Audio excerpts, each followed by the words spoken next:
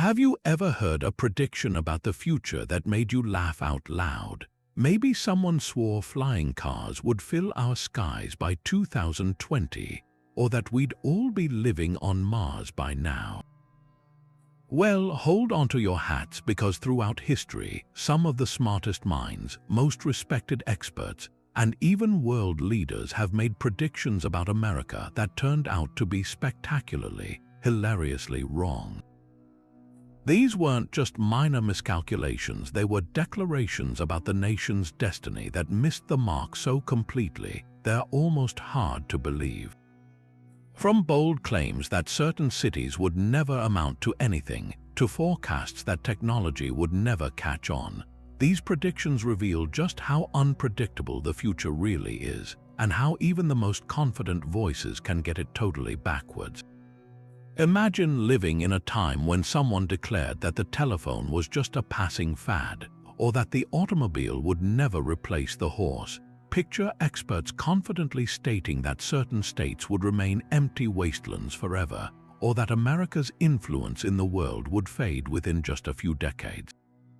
What's fascinating isn't just how wrong these predictions were, it's what they tell us about human nature, about our tendency to underestimate change, and about the incredible, unexpected journey that has shaped the United States into what it is today.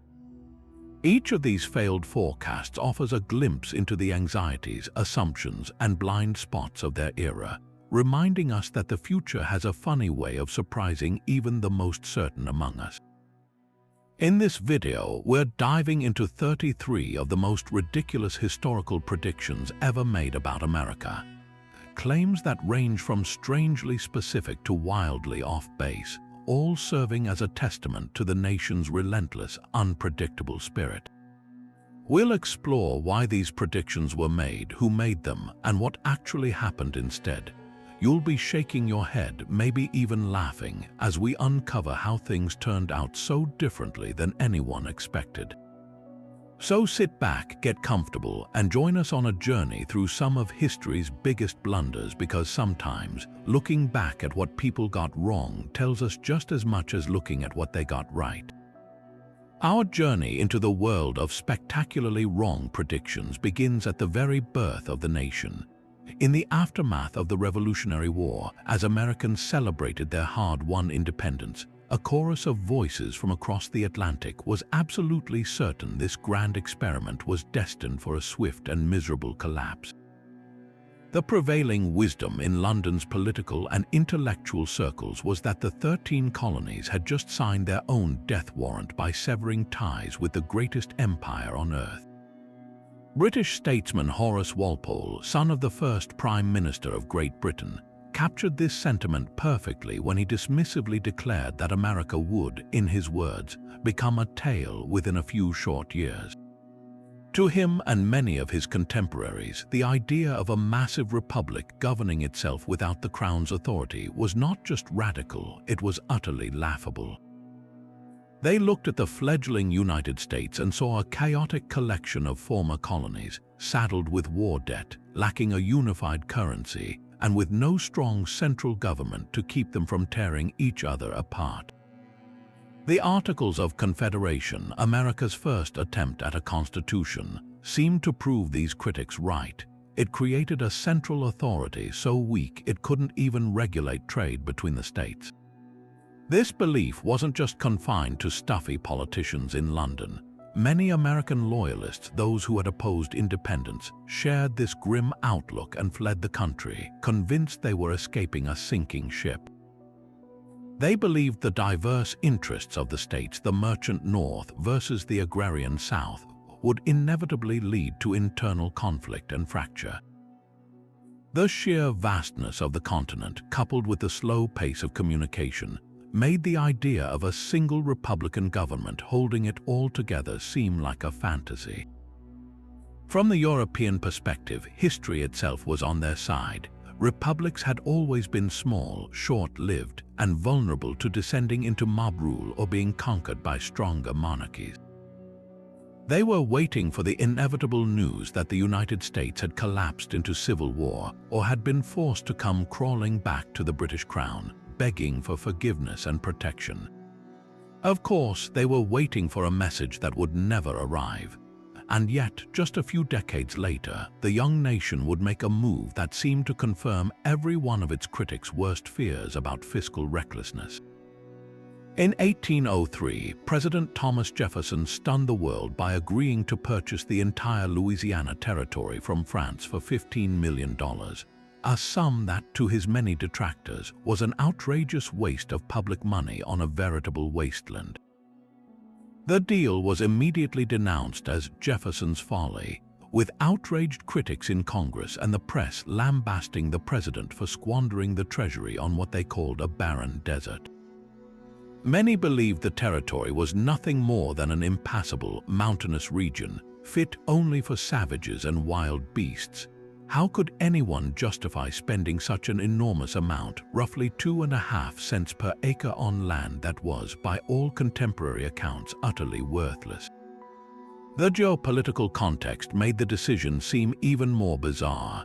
Jefferson, a staunch anti-federalist who famously advocated for a small, limited government, was using executive power in a breathtakingly expansive way, a move that struck his opponents as the height of hypocrisy.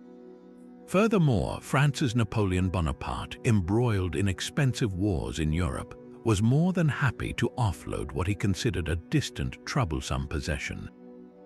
To his critics, it looked less like a shrewd business deal and more like Jefferson had been swindled by a cunning emperor. They argued the money would have been better spent paying down the national debt or building up the military rather than gambling on an unknown continent. Some even feared that adding such a massive, ungovernable tract of land would dilute the political power of the original states and ultimately spell the end of the Union itself. Of course, we now know that the Louisiana Purchase would become one of the most transformative real estate deals in human history. Far from a barren desert, the territory encompassed some of the most fertile farmland on the planet, stretching from the Mississippi River to the Rocky Mountains. This single acquisition doubled the size of the United States overnight, securing control of the vital Mississippi River and the strategically crucial port of New Orleans. It opened an entire continent for westward expansion, providing the room needed for millions of future citizens to settle and build new lives. The land would eventually become all or part of 15 states, generating untold wealth in agriculture, mining, and industry. What was once dismissed as Jefferson's greatest mistake is now rightly celebrated as his most visionary achievement. A bold bet on the future of America that paid off in ways no one, not even Jefferson himself, could have possibly imagined. But if the Louisiana Purchase was a gamble on the vast unknown, the next great folly was a bet on something seemingly more mundane, yet just as revolutionary: a ditch.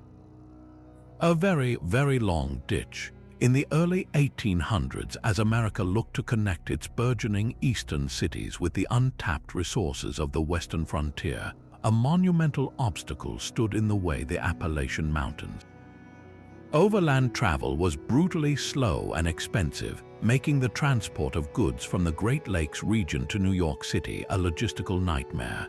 The solution, proposed by New York Governor DeWitt Clinton, was as audacious as it was simple: dig a 363-mile-long canal from Buffalo on Lake Erie to Albany on the Hudson River. The project was immediately and mercilessly ridiculed. Detractors dubbed it Clinton's Big Ditch and Clinton's Folly, a grotesque waste of public funds that would surely bankrupt the state. The technical challenges seemed insurmountable. No American engineer had ever attempted a public works project of this scale. They had to figure out how to lift boats up and over steep elevations using a series of locks, all while navigating through dense forests, unforgiving rock, and mosquito-infested swamps that brought with them the threat of malaria. Thomas Jefferson himself, though a visionary in other areas, dismissed the plan as little short of madness, insisting that it would take a century to complete and would be an outdated relic by the time it was finished. Political cartoons of the era depicted Clinton as a fool, digging a comically large trench straight into the state treasury, yet Clinton was undeterred. He secured funding from a skeptical state legislature by a razor-thin margin, and construction began on the 4th of July, 1817. For 8 years, thousands of laborers, mostly Irish immigrants, toiled with little more than pickaxes, shovels, and black powder, carving the channel through wilderness and rock. The public watched with a mixture of curiosity and scorn, waiting for the financial disaster they were certain was coming. When the canal was finally completed in 1825, the skeptics were poised to say, "I told you so." They never got the chance. The effect was instantaneous and transformative. The cost of shipping a ton of freight from Buffalo to New York City plummeted from $100 to just $5, and the travel time was slashed from 3 weeks to a mere 8 days. The Erie Canal didn't just meet expectations, it utterly obliterated them. It became a superhighway for commerce, fueling New York City's ascent as the nation's premier port and financial capital. The value of land along the canal route skyrocketed, and new towns and cities sprang up almost overnight. Most importantly, it opened the floodgates of westward settlement, providing a cheap and reliable route for people and goods to flow into the heart of the continent. The canal was so profitable that it repaid its entire $7 million construction cost within just a few years. Far from bankrupting New York, it made the state phenomenally wealthy and triggered a nationwide canal mania, as other states scrambled to build their own waterways in a desperate attempt to keep up. DeWitt Clinton's folly became an undeniable triumph, a stunning testament to American ingenuity and a powerful lesson in the value of betting big on infrastructure.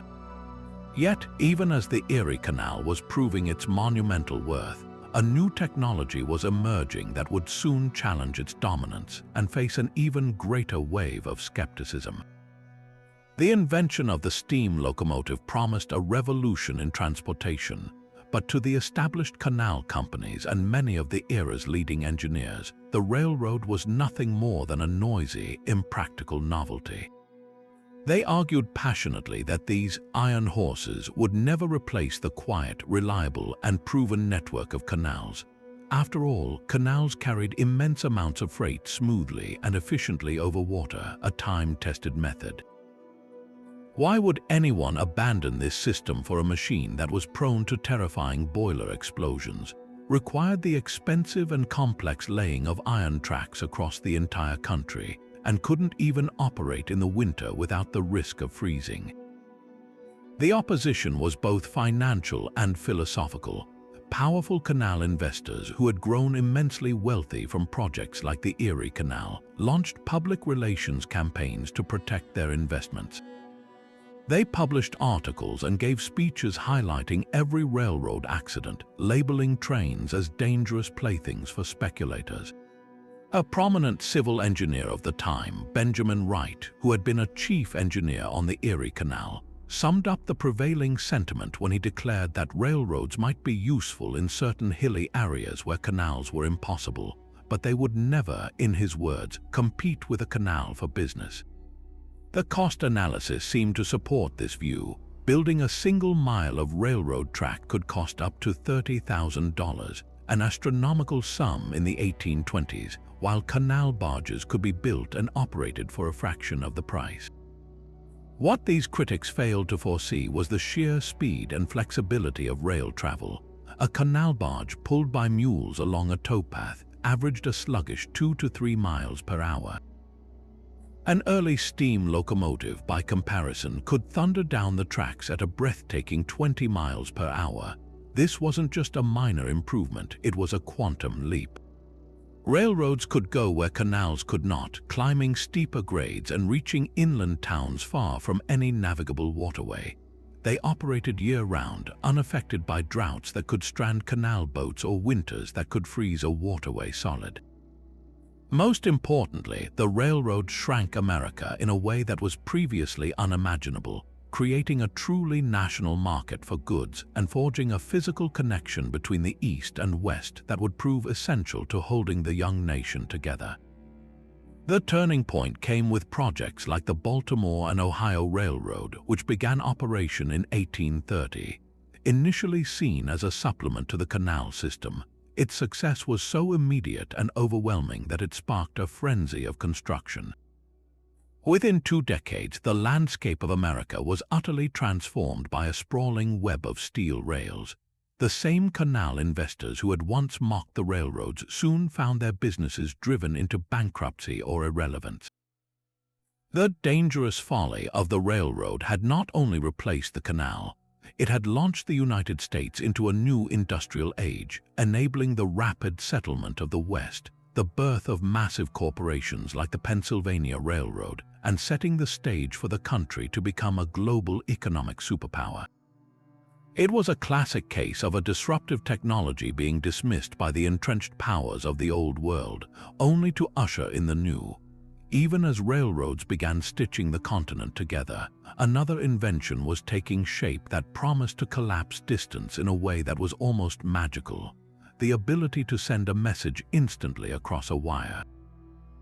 When Samuel Morse first demonstrated his electric telegraph in 1844, the public reaction was a mixture of bewilderment and outright dismissal. Many of the era's most prominent figures saw it not as a world-changing tool, but as a fascinating scientific curiosity with no real practical application. Why would anyone bother with the complexity of learning Morse code and installing miles of expensive cable just to send a message that a horseback rider could deliver in a few days? Critics argued it was a solution in search of a problem, a parlor trick for inventors that would never find a place in the serious world of commerce or governance. The skepticism was so profound that when Morse sought funding from Congress to build an experimental line from Washington, D.C. to Baltimore, he was met with laughter and derision on the floor of the House of Representatives. One congressman famously suggested the government would be better off funding a project to build a railroad to the moon. They couldn't fathom a use for a machine that communicated with clicks and clacks, and many believed the whole concept was simply too fragile to be reliable over long distances. Weather, they assumed, would disrupt the signals, and the cost of maintaining the lines would inevitably bankrupt any company foolish enough to invest in it. The general public, seeing the first wires strung on poles, often mistook them for lightning rods or some strange new kind of fencing. The historic first message sent on that line, "What hath God wrought?" was a biblical quote chosen by the daughter of a patent official, and it perfectly captured the sense of awe and mystery surrounding the technology. But for all its poetic weight, that question was followed by a much more pragmatic one from the business community. What hath man bought? The answer wasn't immediately clear. Adoption was painfully slow at first. Newspapers were among the earliest adopters, using the telegraph to receive news reports from other cities with unprecedented speed, but even they were cautious. The Associated Press, a new cooperative formed by several New York newspapers, began using the telegraph to share stories, but many editors remained skeptical that the public would care about events happening so far away. The turning point came not from a single event, but from a gradual dawning realization of the telegraph's power to conquer time itself. The value of information, it turned out, was directly tied to its freshness. A commodity price from a distant market was useless if it was days old, but it was worth a fortune if it was known minutes after it was set. Financial traders in New York suddenly had the power to know what was happening in Chicago or New Orleans in near real time, allowing them to make bets and moves that would have been impossibly risky before. Railway companies used the telegraph to coordinate schedules and prevent disastrous collisions on single-track lines, making the entire system safer and more efficient. During the Mexican-American War, the U.S. government used the telegraph to send strategic commands to the front with a speed that stunned military planners. This cascade of practical applications transformed the telegraph from a novelty into an indispensable nerve system for the nation. By the 1850s, telegraph lines followed the railroad tracks westward, and the formation of Western Union in 1851 began the consolidation of these lines into a powerful national network. The telegraph didn't just change the speed of communication, It fundamentally altered the perception of distance and time, creating a new, interconnected national consciousness. The mere novelty that critics had mocked became the absolute backbone of commerce, journalism, and diplomacy, setting the foundational principle for every communication network that would follow, from the telephone to the internet. It proved that the true value of a transformative technology is often invisible to those who can only see the world as it is, rather than imagining what it could become.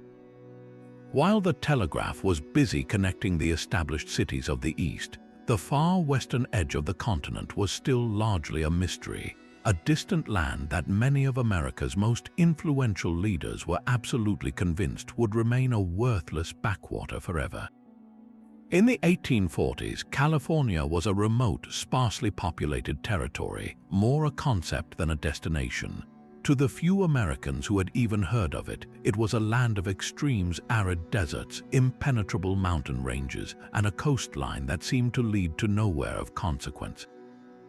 This perception wasn't just popular opinion, it was the official view from the highest levels of government. Perhaps the most famous dismissal came from none other than Daniel Webster, the legendary orator and statesman. In a speech before the U.S. Senate, he vehemently opposed any plans for developing or acquiring the region, declaring with his characteristic certainty that California was, in his words, not worth a dollar. He argued that the land was nothing but barren mountains and worthless deserts, utterly unfit for agriculture or settlement. He saw it as a financial sinkhole, believing that any investment in its development would be a total loss for the nation. His view was shared by many. A prominent explorer's report from the time described large swaths of the territory as a desolate wasteland, forever destined to be the domain of nomadic Native American tribes and a few scattered Spanish missions. This belief was so entrenched that it directly influenced American foreign policy. When the opportunity arose to acquire California from Mexico during the Mexican-American War, there was significant opposition in Washington. Many politicians argued that taking on such a vast, useless territory would be a burden, adding nothing to the nation's strength or wealth while stretching its administrative and military resources to a breaking point. They saw it as an empty space on the map, too far from the centers of power to ever be governed effectively or to contribute meaningfully to the Union. The prevailing wisdom was that the United States should focus on consolidating its gains east of the Rocky Mountains and leave the distant Pacific coast to its own devices. Then, in January 1848, everything changed in an instant. A millwright named James W. Marshall, checking the tail race of a sawmill he was building for John Sutter on the American River, spotted a few glittering flakes in the water. The confirmation of gold sent a shockwave across the globe that is almost impossible to overstate. The news traveled slowly at first, but by 1849, the 49ers were arriving in a frantic, desperate tide. They came by ship, enduring a treacherous 5-month voyage around the tip of South America. They came by wagon train, risking disease, starvation, and attack on the overland trails. They came from every walk of life: farmers, lawyers, merchants, and soldiers, all willing to abandon their old lives for the chance of instant wealth. The transformation was so rapid it defied all logic. San Francisco, a sleepy village of a few hundred people, exploded into a chaotic, booming city of thousands almost overnight. Makeshift tents and wooden shacks sprawled across the hillsides, and the harbor was clogged with abandoned ships whose crews and captains had all dashed for the gold fields. The economy went haywire. A single egg could cost $3, and a prospector could pay for a meal with a pinch of gold dust. The massive influx of people created instant demand for everything from shovels and Levi's jeans to hotels and saloons, spawning secondary fortunes for savvy businessmen who catered to the miners' needs.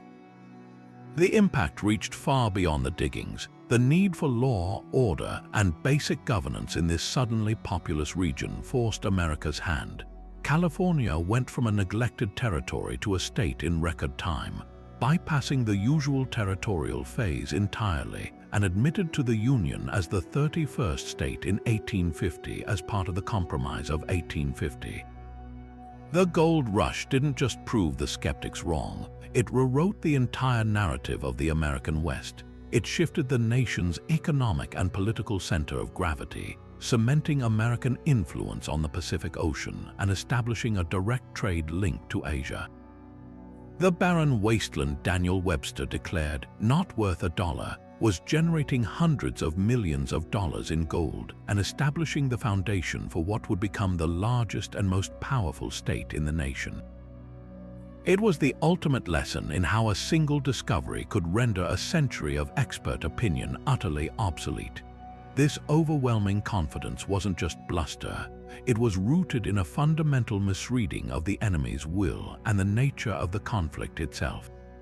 In the North, the prevailing strategy, dubbed the Anaconda Plan, envisioned a quick and relatively bloodless victory by simply squeezing the South into submission through a naval blockade and control of the Mississippi River. Many Northern leaders believed that a show of overwhelming force would cause the Southern rebellion to simply crumble. They underestimated the depth of Southern commitment to their cause, assuming that the majority of Southerners were reluctant secessionists who would quickly return to the Union once they felt the economic pinch. General Winfield Scott, the architect of the Anaconda Plan, though correct in his long-term strategy, also believed the war would be over in a single campaigning season. The press fueled this fire, with headlines promising the rebellion would be crushed in 90 days or less. Recruitment posters called for volunteers to enlist for just 3 months, a tragically short commitment that reflected the utter lack of understanding about the cataclysm to come. Across the lines, Southern confidence was just as unshakable, built on a potent mixture of martial pride and a belief in their own moral and economic indispensability. The South was convinced that cotton was king, and that the powerful textile industries of England and France were so dependent on Southern cotton that they would be forced to recognize the Confederacy and intervene on its behalf. This belief led to a policy known as King Cotton diplomacy, where the South voluntarily embargoed its own cotton exports to pressure Europe, a move that ultimately backfired spectacularly. Militarily, Southern leaders like General Pierre T. Beauregard spoke of whipping the Yankees with one hand behind their back. They believed that one rebel soldier was the equal of 10 Yankee shopkeepers, and that the North's superior numbers and industrial might would be negated by the South's superior fighting spirit and the tactical advantage of defending their own territory. A swift, decisive victory at a place like Bull Run would, they were sure, convince the war-weary North to sue for peace and leave the Confederacy independent. The brutal reality check arrived with shocking speed at the First Battle of Bull Run in July 1861. Civilians from Washington, packing picnic baskets and expecting a day of entertainment, rode out in carriages to watch what they assumed would be a quick Union rout. Instead, they witnessed a chaotic and bloody defeat for the Federal Army, culminating in a panicked, disorderly retreat back to the capital. The battle made one thing horrifyingly clear: this would not be a neat 90-day war. It was the first glimpse of the industrialized slaughter that was to come, featuring new technologies like the rifle musket that made Napoleonic tactics obsolete and incredibly deadly. The war would drag on for 4 long, agonizing years, becoming the deadliest conflict in American history. The quaint notion of a short war evaporated in the smoke of battles like Shiloh, Antietam, and Gettysburg, where casualties numbered in the tens of thousands in a single day. This catastrophic miscalculation in the war's duration had profound and tragic consequences. The initial lack of preparation meant medical services were utterly overwhelmed, leading to thousands of deaths from disease and infection that better planning might have prevented. The scale of death necessitated the first national draft in American history, leading to bloody riots in northern cities. Most significantly, the war's lengthening and intensifying brutality forced President Abraham Lincoln to radically redefine its purpose. What began as a war to simply preserve the Union evolved into a revolutionary struggle for a new birth of freedom. The Emancipation Proclamation, which Lincoln issued after the Pyrrhic victory at Antietam, was a direct result of the understanding that this would be a long, total war requiring the complete dismantling of the South's social and economic system. The prediction of a short, clean war wasn't just wrong. It was a failure of imagination that cost hundreds of thousands of lives and forever altered the nation's soul, proving that some conflicts, once ignited, create their own terrible and unstoppable momentum. Even as the Civil War raged, presenting a challenge of unimaginable scale, another seemingly impossible project was taking shape, one that many believed would never be completed. The idea of a transcontinental railroad, a single continuous line of track stretching from the settled East to the distant Pacific coast, was a dream that had captivated visionaries for decades. But to the vast majority of engineers, politicians, and financiers in the mid-19th century, it was just that, a dream, and a foolishly expensive one at that. The obstacles weren't just difficult. To contemporary eyes, they appeared completely insurmountable. The primary barrier was a wall of rock and ice stretching across a continent. The Sierra Nevada range in California and the Rocky Mountains further east presented a terrifying prospect for railroad builders. The technology of the time had never been tested on such a grand and brutal scale. How could a steam locomotive, which struggled on steep grades, possibly climb over passes that were thousands of feet high? Surveyors sent to map potential routes returned with horrifying tales of sheer cliffs, deep snow that buried entire valleys for months on end, and terrain that defied conventional construction. One chief engineer for the Central Pacific Railroad initially estimated that building through the Sierras would require tunneling for a solid 100 miles, a notion so absurd it was immediately dismissed.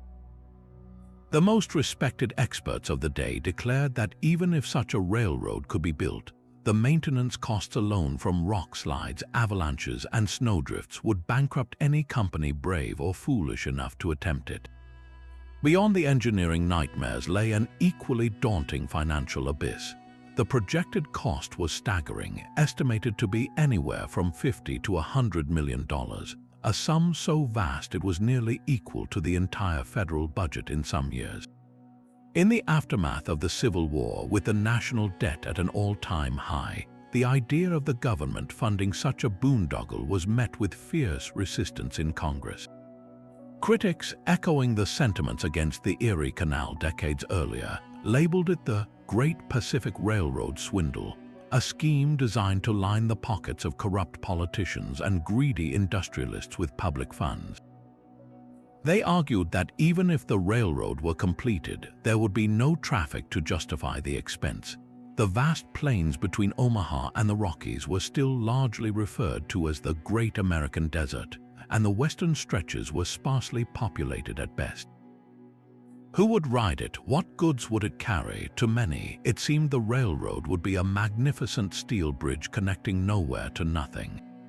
Congress finally approved the project with the Pacific Railway Acts of 1862 and 1864, offering generous loans and land grants to two companies, the Union Pacific Building west from Omaha and the Central Pacific Building east from Sacramento. But the real work fell to an army of laborers whose toil would become the stuff of legend.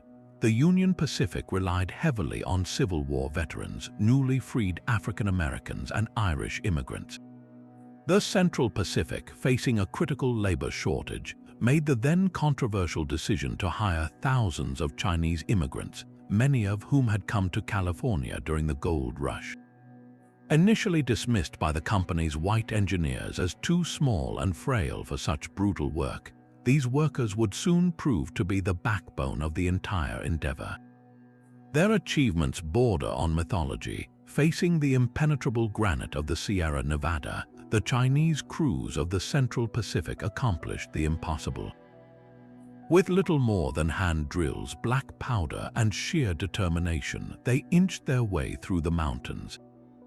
They worked in conditions that defy modern comprehension, hanging off cliffs in wicker baskets to plant explosives, digging tunnels through solid rock from both ends that met with near-perfect alignment in the center, and laboring through winters where 40-foot snowdrifts buried the tracks and their camps alike.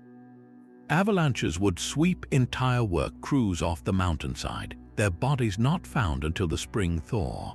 On the other side, the Union Pacific crews raced across the Great Plains, fending off attacks from Native American tribes who rightly saw the railroad as an existential threat to their way of life, all while laying track at a blistering pace across the open prairie. The culmination of this Herculean effort came on May 10, 1869, at a remote spot in Utah called Promontory Summit. As a symbolic golden spike was driven into a pre-drilled hole, the telegraph wires flashed the news across the nation: done. The two locomotives, the Central Pacific's Jupiter and the Union Pacific's number 119, touched cowcatchers, and a photograph was taken that would become an iconic image of American unification. The impossible dream had been realized, and the effect was nothing short of revolutionary. The journey from coast to coast, which once took 6 perilous months by wagon or a long sea voyage around Cape Horn, was suddenly reduced to a mere 6 days. The railroad didn't just make travel faster, it utterly transformed the American economy and geography. It opened the Great Plains for massive agricultural development, allowed for the rapid extraction of Western mineral wealth, and sounded the death knell for the traditional lifeways of the Plains Indians. It turned California from a distant outpost into an integral part of the Union, fundamentally reshaping the nation's identity from a collection of regions into a single, connected continent spanning power. The project, derided as a swindle and an impossibility, had become the very steel spine of a new America. Even as the Transcontinental Railroad was physically uniting the continent, another invention was emerging that promised to connect people in a way that was almost mystical: the ability to hear a human voice from miles away, clear as if they were in the same room. When Alexander Graham Bell first demonstrated his telephone in 1876, the public reaction was one of profound confusion. People didn't know what to make of it. Many of the era's most respected businessmen and technologists dismissed it not as a tool, but as a mere parlor trick, an electronic novelty with no practical purpose in the serious world of commerce. Why would anyone need this contraption, they argued, when the telegraph was already a perfectly efficient system for sending important messages?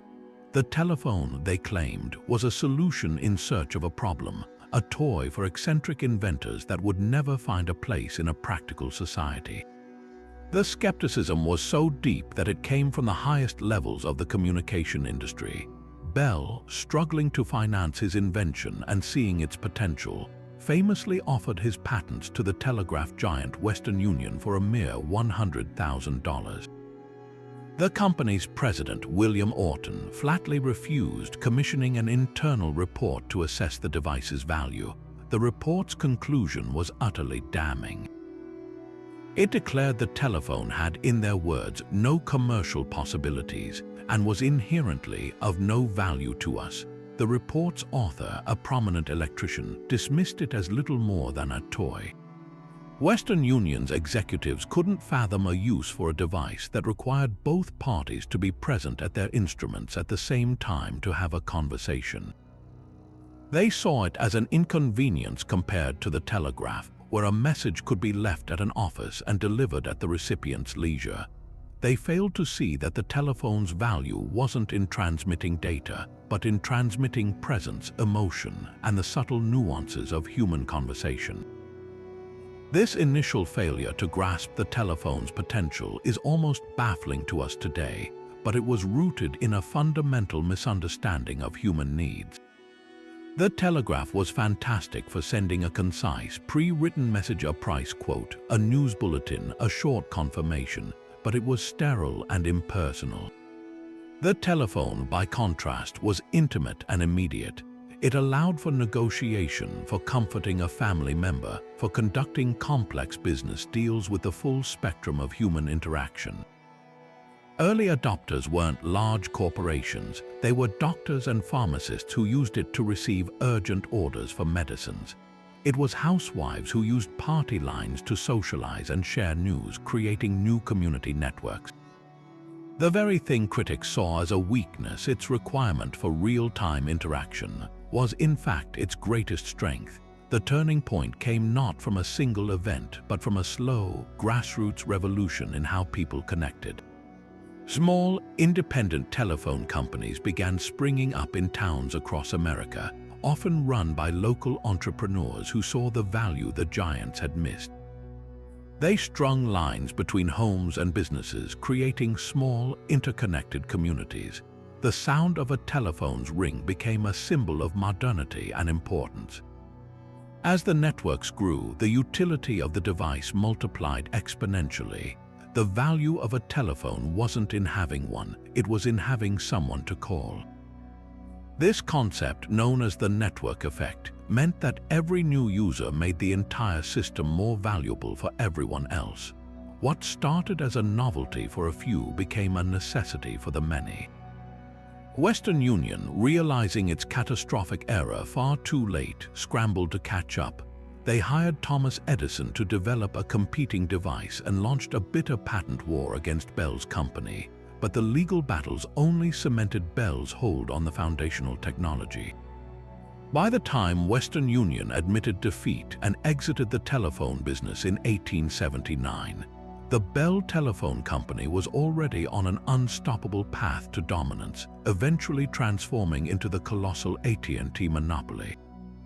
The useless toy had not only created an entirely new industry, it had redefined human communication, shrinking the perceived size of the world and laying the psychological groundwork for every real-time communication technology that would follow, from radio to the internet. It was a stunning lesson in how the most transformative inventions are often those that meet a need people didn't even know they had, and how the established powers of one era can be so blinded by their own success that they fail to see the future ringing loudly right in their ears. Yet, even as the telephone was beginning to connect voices across distances, another revolutionary invention was facing a wall of skepticism that seemed just as insurmountable: the very idea of artificial light without a flame. When Thomas Edison and his team were perfecting the incandescent light bulb in the late 1870s, they weren't just battling technical challenges, they were fighting against a century of entrenched infrastructure and public doubt. The prevailing opinion, even among many scientists and engineers, was that electric light was a fascinating laboratory experiment, but a ludicrously impractical solution for everyday illumination. The world, they argued, was perfectly content with its gaslights, and for good reason. The gas lighting industry, a powerful and well-established monopoly, led the charge against this newfangled electric light. They launched a fierce propaganda campaign, publishing articles and funding studies that highlighted every perceived weakness. Their arguments were compelling to the average person. Electric light was exorbitantly expensive, requiring a massive upfront investment in power generators, miles of copper wiring, and the fragile bulbs themselves. It was dangerously unpredictable. Newspapers were filled with sensationalized stories of electrical fires and terrifying electrocutions, and perhaps most damningly, it was dismissed as hopelessly impractical. Gaslight was reliable, its infrastructure already woven into the fabric of every major city. Why would anyone abandon a known, dependable system for a complex, crackling, and mysterious network of wires that seemed to offer little advantage? A prominent British parliamentary committee summed up this skepticism when they declared Edison's ideas for a centralized electrical system to be good enough for our transatlantic friends, but unworthy of the attention of practical or scientific men. This skepticism culminated in what became known as the War of the Currents, a fierce and sometimes brutal battle not just over the light bulb but over how electricity would be delivered. Edison championed direct current, or DC, which was safe at low voltages but could not be transmitted more than a mile or so without significant power loss. His rival, George Westinghouse, backed by the brilliant Nikola Tesla, promoted alternating current, or AC, which could be transformed to high voltages for efficient long-distance travel and then stepped down for safe home use. To discredit his competitor, Edison waged a public relations war of terrifying proportions, employing the macabre tactic of publicly electrocuting stray animals with a C to demonstrate its alleged lethal danger. He even helped pioneer the first electric chair using a C technology, hoping to forever link his rival's system with the grim finality of death. It was a desperate attempt to scare the public and regulators into choosing his safer, but ultimately less scalable, technological standard. Edison, however, understood that to win the war, he needed to do more than just invent a bulb. He had to demonstrate an entire ecosystem of power. His masterstroke was the opening of the Pearl Street Station in Lower Manhattan in September 1882. This wasn't just a power plant, it was a radical proof of concept, the world's first central power station designed to illuminate an entire district. The skeptics watched and waited for a highly publicized failure. On the evening of September 4th, Edison himself threw the switch, and to the awe of the gathered crowd, 400 lamps flickered to life in the offices of the New York Times and the investment firm of J.P. Morgan, along with the lights on Wall Street itself. The system worked flawlessly. The demonstration was a stunning success, proving that a centralized grid could provide stable, reliable illumination. The gentle, steady glow of the electric light was immediately superior to the flickering, smoky, and oxygen-consuming flame of gas. It didn't just light a room, it transformed it, making it cleaner, cooler, and safer. The victory of electric light was swift and total. The success of Pearl Street triggered a wave of construction for power plants across the nation. By the time of the Chicago World's Fair in 1893, which was spectacularly illuminated by Tesla's and Westinghouse's AC system, the debate was effectively over. The fair, known as the White City, became a breathtaking advertisement for the magical, transformative power of electricity, dazzling millions of visitors and erasing any lingering public doubts about its safety and utility. The adoption of AC as the standard sealed its technological dominance, allowing power to be generated at remote locations and delivered efficiently to growing cities and eventually to rural areas. The impractical invention didn't just replace gaslight, it sparked a second industrial revolution. It lengthened the productive day, allowing factories to operate around the clock. It birthed new forms of entertainment and urban life, from dazzling theater marquees to brightly lit department stores. It quite literally brought cities to life after dark, creating a new nightly economy and reshaping the very rhythm of human existence. The critics who declared it a dangerous fad had failed to see that Edison wasn't just selling light. He was selling a brighter, more productive, and utterly modern future. If the telephone and the electric light faced an uphill battle for acceptance, the next great innovation was met with outright hostility and ridicule. In the final years of the 19th century, as the first horseless carriages sputtered and coughed their way onto America's dirt roads, the general consensus was that they were a ludicrous, temporary nuisance. To the average person, these new machines were everything a trusted horse was not. They were deafeningly loud, frighteningly unreliable, prohibitively expensive, and often required a mechanic on standby just to complete a short journey. The idea that these temperamental toys would ever replace the noble horse seemed to most the height of absurdity. The skepticism was not confined to the general public. It was the official position of many powerful institutions. Bankers refused to loan money for automobile ventures, considering them far too risky. The chief of the U.S. Patent Office famously suggested closing the department in the late 1890s because, in his view, everything that can be invented has been invented. But the most vocal and vehement opposition came from the press and from those with a vested interest in the existing transportation order. Newspaper editorials across the country railed against the infernal machines, publishing sensational stories of drivers being thrown from their seats, cars frightening horses and causing runaways, and the newfangled engines starting fires in dry fields. One particularly scornful editorial in the Literary Digest declared, "The ordinary horseless carriage is at present a luxury for the wealthy, and although its price will probably fall in the future, it will never, of course, come into common use." City governments, bowing to public pressure, passed restrictive laws like the infamous Red Flag Act in some localities, which required a person to walk ahead of any motor vehicle waving a red flag to warn pedestrians and horse-drawn traffic of its approach. The arguments against the automobile were numerous and at the time seemed perfectly rational. Detractors pointed out that a horse could be bred and raised on a farm, required only hay and water for fuel, and could, with basic care, last for decades.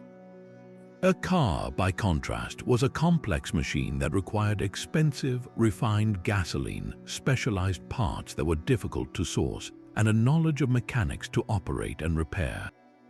A horse could find its own way home if its driver became ill. A broken-down car was simply a massive, immobile piece of metal blocking the road. The infrastructure was also completely absent. There were no gas stations, no paved highways, and certainly no repair shops outside of a few major cities. For most Americans, the car was a solution to a problem that didn't exist, a noisy plaything for eccentric tinkerers and wealthy daredevils. This widespread dismissal created the perfect environment for a visionary to prove everyone wrong. That man was Henry Ford. While he was not the first to invent the automobile, he was the first to truly understand its potential for mass democratization. His genius was not in mechanical engineering, but in social and industrial engineering. In 1908, he introduced the Model T, a vehicle famously available in any color so long as it is black, designed not for luxury but for durability and simplicity. Its real revolution, however, came in 1913 with the implementation of the moving assembly line at his Highland Park plant. This innovation utterly transformed manufacturing, slashing the time it took to build a car from over 12 hours to just 93 minutes. The economies of scale were staggering. By driving down the cost of production, Ford could slash the price of the Model T year after year, eventually making it affordable for his own assembly line workers. He doubled their pay to $5 a day, not out of pure generosity, but because he realized that in order to sell millions of cars, he needed to create millions of customers who could afford to buy them. The impact of this shift was nothing less than the creation of modern America. The automobile ceased to be a novelty and became a necessity, the engine of the 20th century economy. It spawned massive new industries in oil, steel, rubber, and glass. It led to the creation of the world's largest public works project up to that time, the Eisenhower Interstate Highway System. It redefined the American landscape, leading to the rise of suburbs, shopping malls, drive-in theaters, and fast food restaurants. It granted ordinary people a previously unimaginable level of personal freedom and mobility, reshaping everything from dating culture to family vacations. The passing fad that critics swore would never replace the horse did more than just replace it. It built a new world around itself, proving that the true power of a transformative technology lies not in the machine itself, but in its ability to redefine the very fabric of society. Yet, even as the automobile was conquering the earth, a new realm of travel was being pioneered in the sky, one that the world's foremost military minds were absolutely certain would never amount to anything more than a thrilling spectacle. In the first decade of the 20th century, following the Wright brothers' successful flights at Kitty Hawk, the prevailing opinion among military strategists was that the airplane was an amusing novelty, a daredevil's hobby with zero practical application on the battlefield. This skepticism wasn't just a casual doubt, it was a firmly held conviction from the highest levels of command, a blind spot so profound it would soon cost countless lives. The most famous and, in hindsight, most ironic dismissal came from a man who would later become the supreme commander of the Allied forces in World War I, French General Ferdinand Foch. After witnessing an early aviation demonstration, he delivered a verdict that would echo through history as one of the most spectacularly wrong predictions in military history. He declared with the full weight of his authority that airplanes were interesting toys but of no military value. His view was shared by the vast majority of his peers across Europe and the United States. They looked at the fragile contraptions of wood, wire, and cloth, which could barely carry a pilot and were prone to crashing in even mild winds, and they saw nothing but a useless diversion. The very idea of using them for reconnaissance seemed absurd when stable, tethered observation balloons had already proven effective. The notion of dropping bombs from them was laughable. How could such a delicate machine possibly carry a payload heavy enough to damage anything? And dogfighting was the stuff of science fiction. These machines could barely stay airborne, let alone engage in complex aerial combat. This institutional resistance meant that when World War I began in 1914, aviation was almost an afterthought. The major powers entered the conflict with tiny, ill-equipped air services. The French had fewer than 200 aircraft, most of them unarmed and used only for scouting. The British Royal Flying Corps sent its first squadron to France with planes so unreliable that they often had to force land behind enemy lines due to mechanical failure. The initial role of these aircraft was limited to that of a scout, a pair of eyes in the sky. Pilots and observers would fly over enemy trenches, sketching maps and noting troop movements, and they would sometimes even wave at each other as they passed in opposite directions. There was no thought of aggression. It was a gentleman's war in the air for a very brief moment. This genteel illusion was shattered with terrifying speed. It didn't take long for pilots to start carrying pistols and rifles aloft, taking potshots at enemy observers. Then they began throwing bricks, ropes meant to tangle propellers, and even small metal darts called flechettes. The need for a more effective solution was urgent, and the technological leap that followed was breathtaking. The true revolution arrived with the invention of the interrupter gear, a synchronization mechanism that allowed a machine gun to fire through the arc of the propeller without shredding it. This simple yet brilliant device, pioneered by Dutch engineer Anthony Fokker for the German Air Service, transformed the airplane from a passive observer into a potent predator. It birthed the first true fighter planes and created the dreaded ace pilots, legendary figures like Germany's Manfred von Richthofen, the Red Baron, and America's Eddie Rickenbacker, who became heroes celebrated for their skill and courage in aerial duels high above the mud and slaughter of the trenches. The evolution of air power didn't stop there.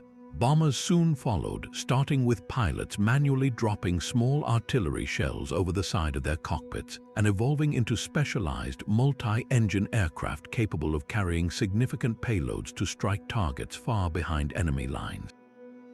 The psychological impact was as important as the physical damage. For the first time, the war was no longer confined to the front lines. Cities far from the fighting could be attacked from the air, spreading fear and terror to the civilian population and making the conflict truly total. By the war's end in 1918, the interesting toy had fundamentally altered the nature of warfare. Air supremacy had become a crucial objective for any major offensive. The ability to observe enemy movements, direct artillery fire, shoot down enemy scouts, and protect your own bombers was essential to victory on the ground. From a mere curiosity dismissed by generals, air power had grown into an indispensable branch of the military, setting the stage for the creation of independent air forces and foreshadowing a future where control of the skies would decide the fate of nations. Even as technological marvels were reshaping the physical world, a far more profound social revolution was brewing, one that threatened to upend the very foundation of the home and the political order. For much of American history, the notion of women participating in democracy was not just considered radical, it was seen by many as a direct path to societal ruin. The campaign for women's suffrage faced a wall of opposition built on a deeply ingrained belief that a woman's place was exclusively in the domestic sphere, and that allowing her to vote would unravel the delicate fabric of society itself. The arguments against suffrage were not merely about politics, they were a full-throated defense of a traditional social order. Opponents, which included both men and a surprising number of organized women, painted apocalyptic scenarios should women enter the voting booth. They argued that politics was a dirty, corrupt, and bruising world that would corrupt female purity and shatter their delicate sensibilities. A woman's sacred duty, they claimed, was to be a moral guardian of the home, and involving herself in the grubby details of governance would cause her to neglect her husband and children, leading to the breakdown of the family unit. Prominent figures lent their voices to this fear-mongering. A member of the New York State Association opposed to woman suffrage declared that suffrage was a virus that would inject chaos into the peaceful home. Even a respected physician, Dr. A. Lapthorne Smith, wrote in a 1915 issue of the New York Times that because women were more governed by their emotions and nerves than men, their votes would be swayed by the most charismatic demagogue, leading to erratic and unstable governments. The most hyperbolic critics warned that the entire institution of marriage would collapse, as men would no longer respect or wish to marry women who had stepped out of their ordained role. This resistance was not a minor fringe opinion.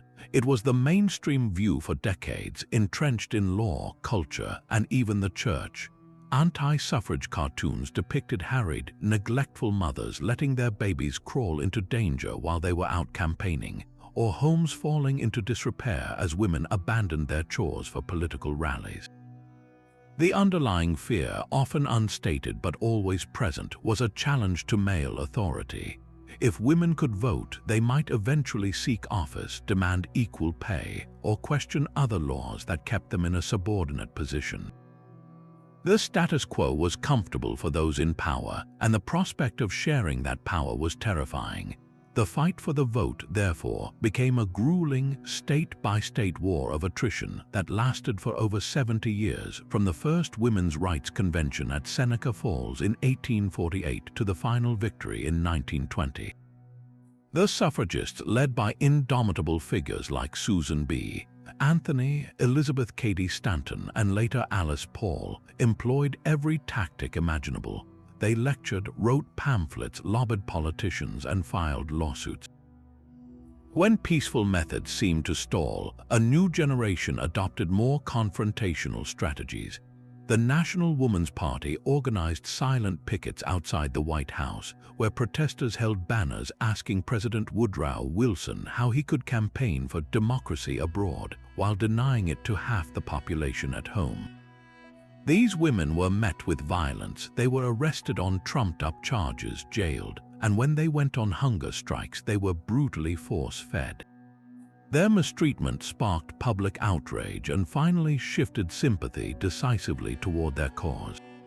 The 19th Amendment, simply stating that the right to vote could not be denied on account of sex, was finally ratified on August 18, 1920.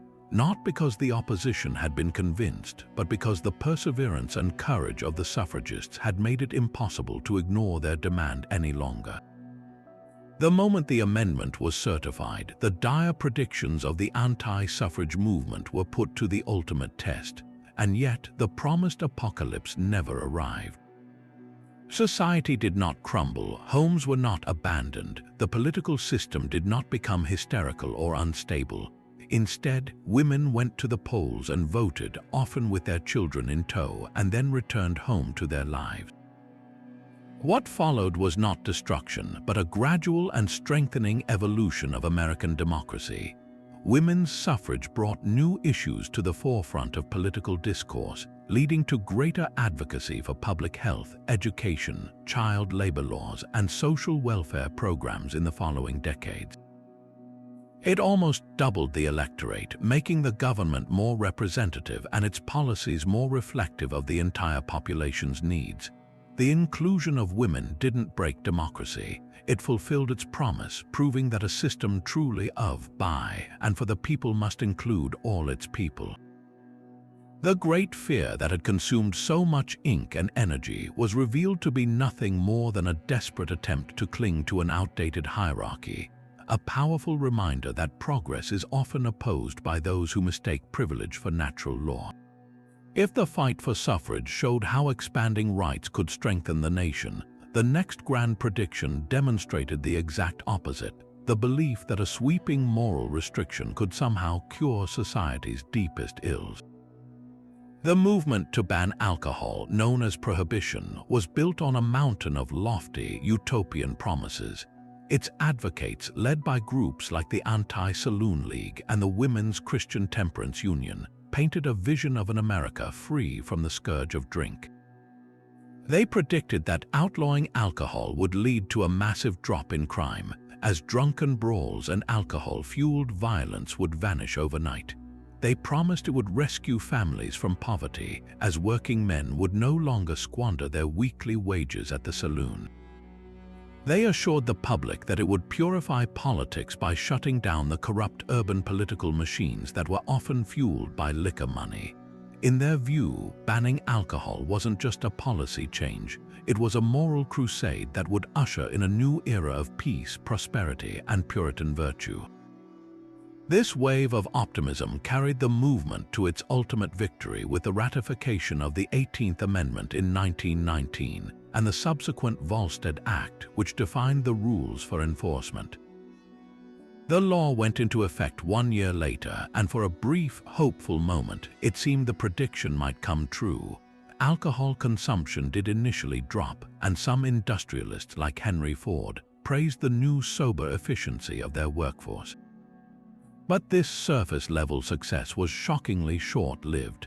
The grand experiment quickly began to unravel, revealing a fatal flaw in the prediction's logic.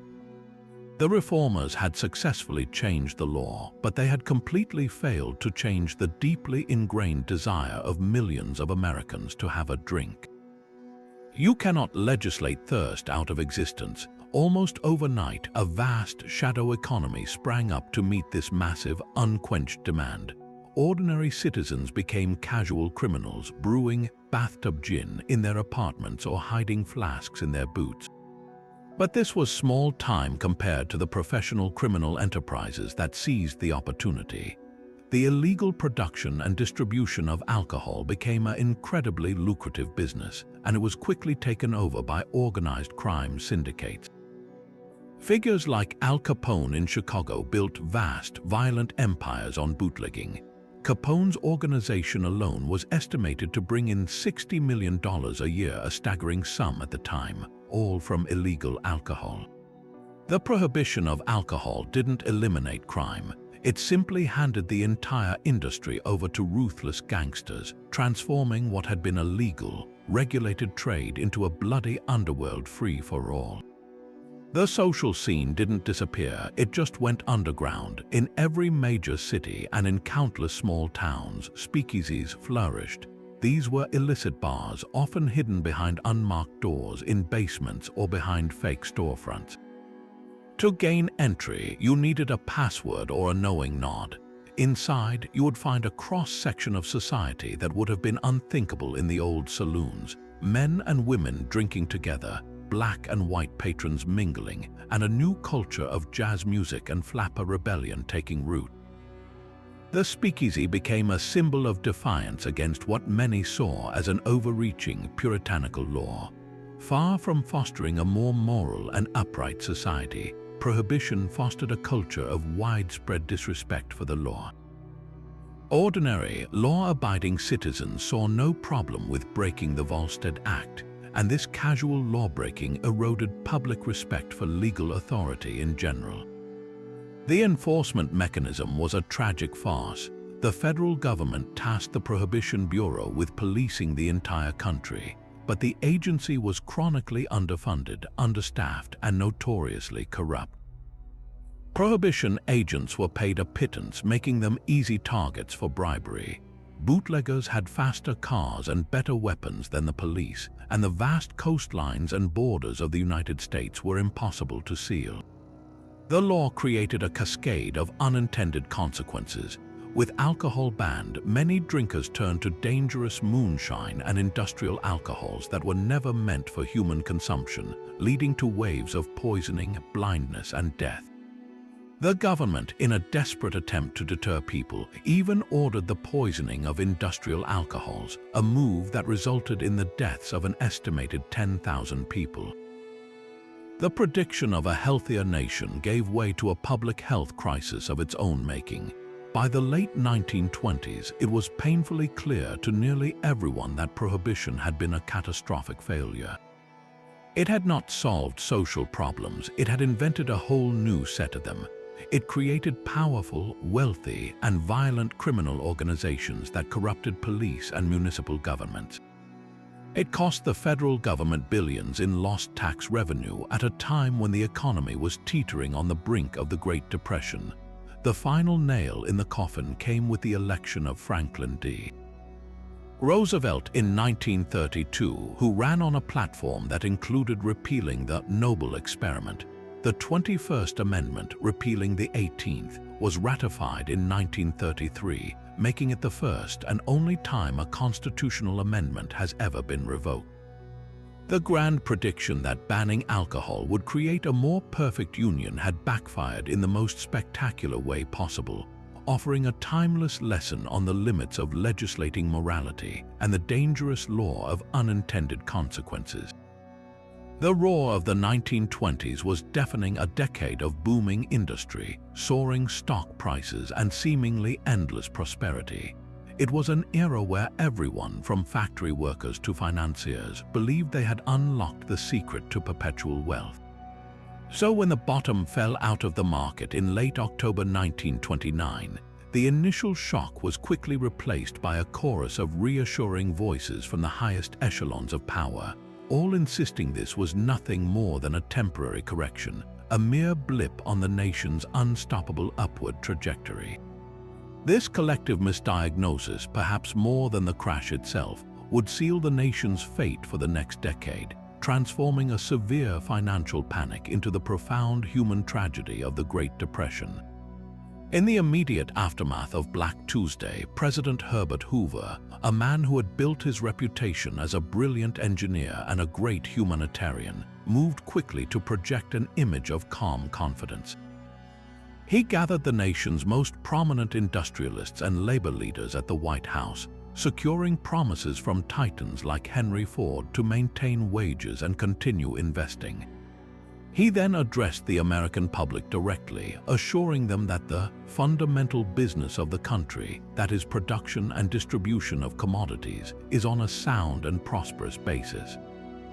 This wasn't just political spin, it was a reflection of the prevailing economic orthodoxy. Influential economists and bankers echoed the president's sentiments. The renowned Princeton economist Professor Joseph Lawrence declared that the market had simply been purging itself of speculative excess, stating boldly that the consensus of judgment of the millions whose valuations function on that admirable market, the stock exchange, is that stocks are not at present overvalued. The head of the National City Bank assured investors that the worst was definitely over and that a rally was just around the corner. This unwavering optimism was rooted in a profound faith in the self-correcting nature of the business cycle. For generations, economic downturns or panics had been sharp but short-lived. The economy would contract, weak businesses would fail, and then, like a forest after a fire, it would burst forth with new, healthier growth. Leaders like Hoover believed that voluntary cooperation from business, coupled with a limited amount of government encouragement, was all that was needed to guide the economy back to its natural state of prosperity. Direct federal intervention, in the form of massive relief programs or significant deficits, was seen as not only unnecessary but dangerous, a step toward the kind of socialism that would undermine America's character of rugged individualism. The government's role was to cheer from the sidelines, not to step onto the field and play the game. But this crash was different. The 1920s had not been built on a bedrock of solid industrial growth alone. They had been inflated by a massive bubble of speculation and easy credit. Millions of Americans had bought stocks on margin, putting down only a small fraction of the purchase price and borrowing the rest. When prices collapsed, they were wiped out instantly and left with crippling debt. The banks that had lent them the money soon found themselves insolvent. This triggered a devastating domino effect. As banks failed by the thousands, they took the life savings of millions of ordinary families with them. With no deposit insurance, a bank failure meant absolute ruin.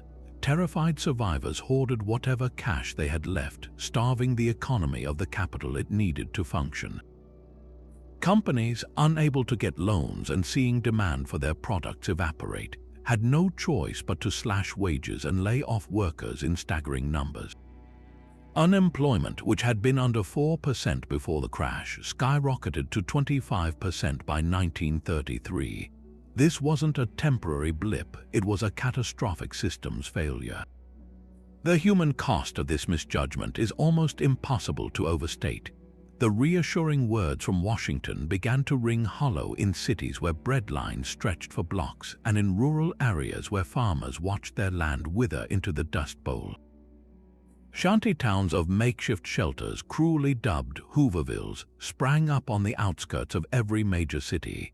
Men in threadbare suits sold apples on street corners for 5 cents, a symbol of lost dignity. Families huddled in unheated apartments and children went to bed hungry. The psychological devastation was as deep as the material deprivation. A generation that had been told America was a land of endless opportunity now faced a future with no hope at all. The prediction of a quick recovery had paralyzed the federal government, delaying the kind of massive, direct action that was desperately needed. This colossal failure of prediction ultimately created the conditions for its own reversal. The sheer depth of the suffering and the obvious inadequacy of the old solutions demolished the political consensus against government intervention. The election of Franklin D. Roosevelt in 1932 was a direct repudiation of the wait-and-see approach. Roosevelt immediately launched his New Deal, a bold and unprecedented array of programs that fundamentally redefined the relationship between the American people and their government. The Federal Deposit Insurance Corporation was created to restore faith in banks. The Works Progress Administration and the Civilian Conservation Corps put millions to work building the nation's infrastructure. The Social Security Act provided a safety net for the elderly and the vulnerable.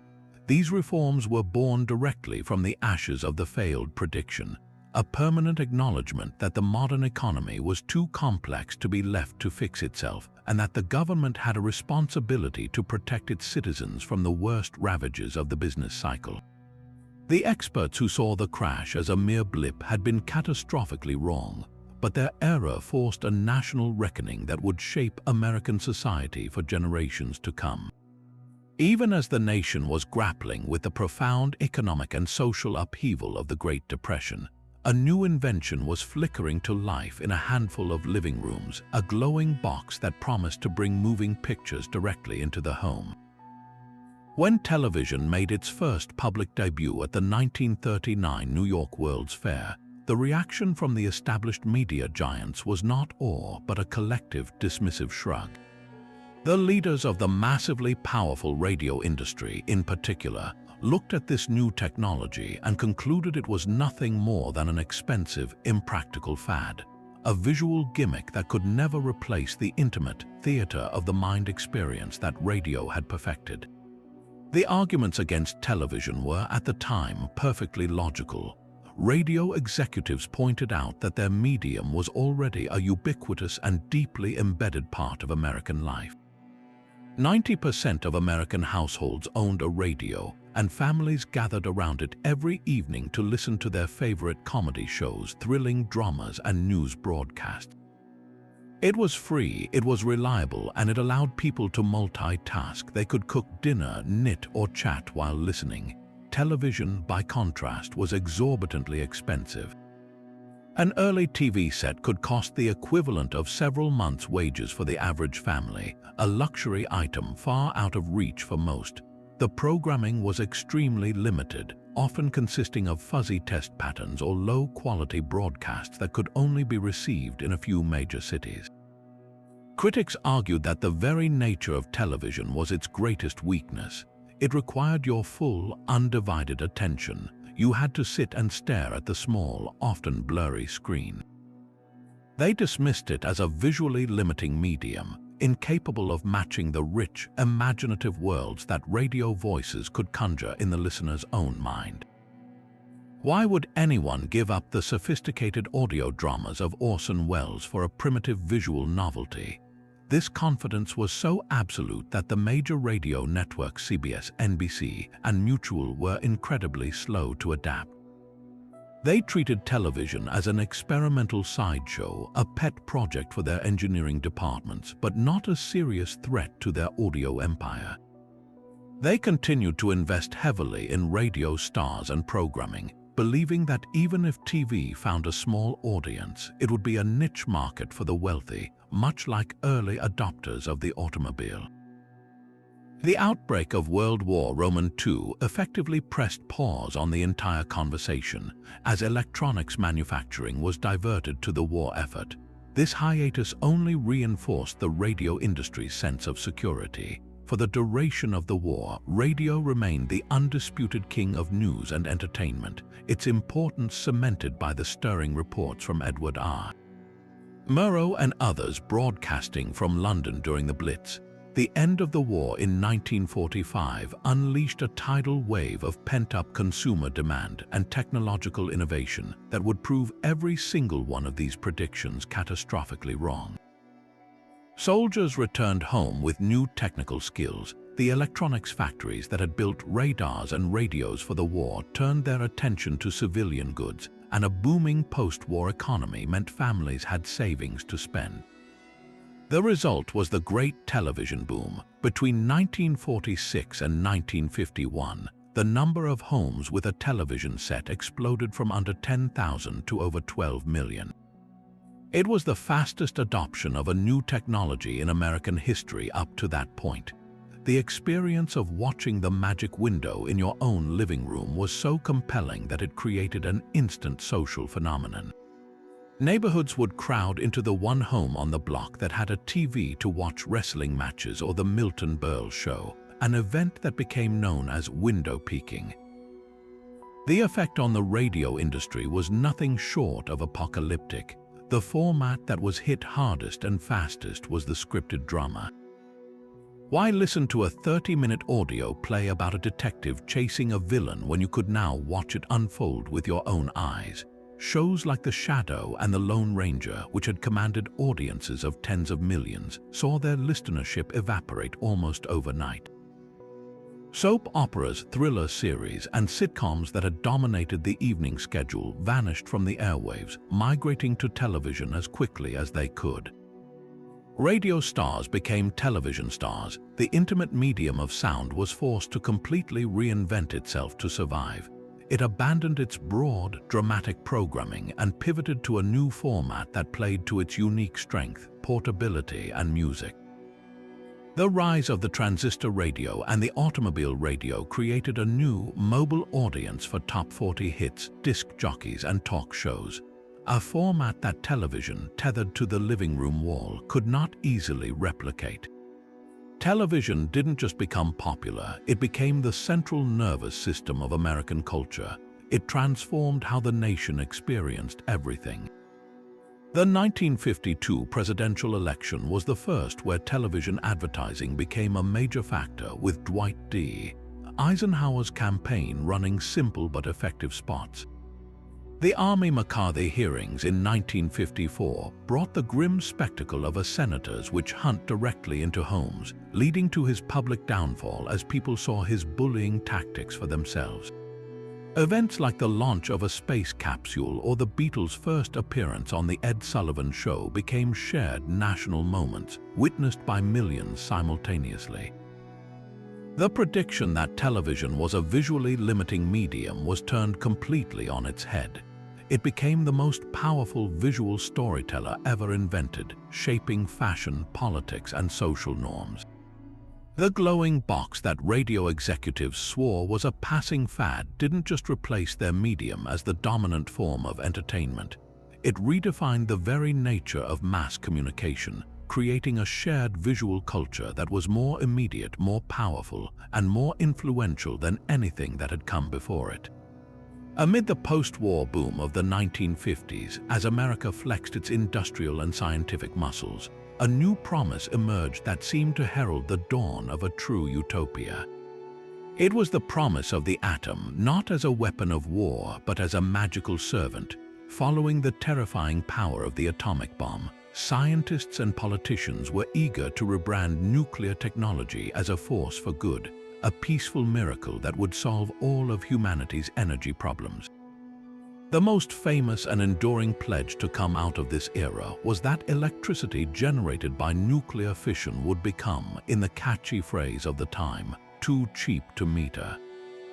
Lewis Strauss, the charismatic chairman of the Atomic Energy Commission, captured this boundless optimism in a 1954 speech to the National Association of Science Writers, where he famously predicted that our children would enjoy electrical energy in their homes too cheap to meter.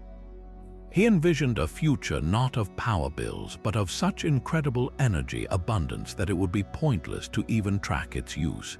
This wasn't just political rhetoric, it was a belief shared by some of the brightest scientific minds. They looked at the fundamental math. The energy released from splitting a single uranium atom was millions of times more powerful than burning a lump of coal. The fuel itself was incredibly energy-dense. A lump of uranium the size of a golf ball could theoretically power a modern home for over a century. The early experimental reactors seemed to prove the concept. The world's first electricity-generating nuclear power plant went online in 1951 at a reactor in Idaho, lighting 4 simple light bulbs in a symbolic moment of triumph. This success sparked a wave of atomic euphoria, a belief that we were on the cusp of an energy revolution that would make fossil fuels as obsolete as the horse and buggy. Popular science magazines featured covers depicting entire cities under gleaming glass domes, climate controlled by limitless atomic energy. Disney even produced a charming cartoon, Our Friend the Atom, which aired in 1957, complete with a genie metaphor, assuring families that this powerful new force was friendly and destined to grant all our wishes. The path to this atomic paradise, however, proved to be infinitely more complex and costly than anyone had anticipated. The first major hurdle was the mind-boggling engineering challenge itself. Building a commercial nuclear reactor was not like building a coal plant. It was more like constructing a spaceship that had to operate flawlessly for decades under extreme pressure and temperature. Every component, from the reactor vessel to the steam generators, had to be custom-made from specialized, ultra-pure alloys to withstand constant radiation bombardment, a process that was exorbitantly expensive and required a whole new industrial supply chain. The plants themselves were monumental feats of construction, taking over a decade to build and requiring billions of dollars in upfront capital, costs that were inevitably passed on to consumers. The dream of cheap power was sinking under the weight of its own immense infrastructure before a single watt was ever produced. Then came the issue that would forever change the public's perception: safety. The very process that created such incredible energy also produced incredibly dangerous radioactive waste products that remained lethal for thousands of years. The question of how to safely store this material permanently became a political and scientific nightmare with no easy solution. But the real turning point was the fear of a catastrophic accident. The industry and its regulators developed a concept called defense in depth, with countless redundant safety systems, and they assured the public that the odds of a major meltdown were astronomically low. This confident assurance was shattered on March 28, 1979, when a combination of mechanical failures and human errors at the 3 Mile Island plant in Pennsylvania led to a partial meltdown of the reactor core. While the amount of radiation released was ultimately small and resulted in no direct fatalities, the psychological impact was enormous. For days, the nation watched news reports filled with confused officials, contradictory information, and talk of a potential massive evacuation. The event revealed that the unthinkable was indeed possible. It crushed public trust and galvanized a powerful anti-nuclear movement, which pointed to 3 Mile Island as proof that the technology was inherently too dangerous. This led to a tsunami of new regulations, oversight, and safety requirements. While these changes made reactors safer, they also made them exponentially more expensive and time-consuming to build. The nuclear industry, once sprinting toward a bright future, found itself frozen in place, bogged down in legal battles, regulatory hearings, and ballooning budgets. The final blow to the dream of too cheap to meter was simple economics. The nuclear boom of the 70s coincided with a period of high inflation and rising interest rates. Because these plants took so long to build, the financing costs alone became a crushing burden. Many utility companies that had eagerly ordered new reactors in the 60s found themselves drowning in debt by the 80s, and dozens of partially built plants were cancelled, representing billions of dollars in wasted investment. At the same time, the price of the alternatives coal and especially natural gas remained relatively low, and the rapid development of renewable energy like wind and solar began to offer cleaner alternatives without the fearsome risks of radioactivity. The grand atomic age vision didn't simply fade away. It collided with the hard realities of physics, finance, and public fear. Instead of an era of limitless, free energy, nuclear power became one of the most expensive and controversial ways to boil water. The plants that were completed provided reliable, carbon-free electricity for decades, but they were never the economic game changers their pioneers had promised. The prediction of energy too cheap to meter stands as a poignant monument to a specific kind of technological optimism. The belief that a scientific breakthrough alone can effortlessly solve complex human problems, overlooking the intricate web of engineering challenges, economic forces, and social trust required to truly bring a revolution home. It was a future that seemed so certain, yet remained forever just out of reach. Yet even as America was navigating its own complex energy future, a much larger and more existential competition was unfolding on the world stage, one that involved not just technology, but the very soul of two opposing systems. The launch of the Soviet satellite Sputnik in 1957 sent a shockwave of fear and insecurity across the Western world. That single, ominous beep, beep, beep transmitting from orbit was more than a scientific achievement. It was a powerful propaganda coup that seemed to signal a terrifying shift in global power. If the Soviets could put a satellite into space, surely their classrooms were producing better scientists, their factories were more efficient, and their centrally planned economy was poised to achieve what the chaotic free market could not: overtake the United States as the world's dominant economic superpower. This fear was not confined to paranoid politicians. It was given voice by some of the most respected thinkers of the era. In his influential 1957 book, The New Class, the Yugoslav communist Milovan Deelers, while critical of the Soviet system, still argued that its centralized control over the economy gave it a powerful advantage in marshalling resources for massive industrial projects. A 1964 report from the Central Intelligence Agency itself warned that the Soviet gross national product was growing at nearly twice the rate of America's, and if these trends continued, the USSR would surpass the US economy by the 1980s. The visual evidence seemed to support this. The world watched as the Soviets racked up a series of stunning firsts in space: the first animal, the first man, the first woman. Their parades showcased endless rows of intimidating missiles. To many observers, it appeared that the disciplined, top-down command economy was simply better at achieving grand technological and industrial goals than the messy, consumer-driven capitalism of the West. The prediction of Soviet economic supremacy became a pervasive article of faith, a dark cloud hanging over the geopolitics of the Cold War. What these analysts failed to see, however, was the profound rot hidden beneath the shiny surface of Soviet achievement. The Soviet economy was a masterpiece of illusion, a Potemkin village on a continental scale.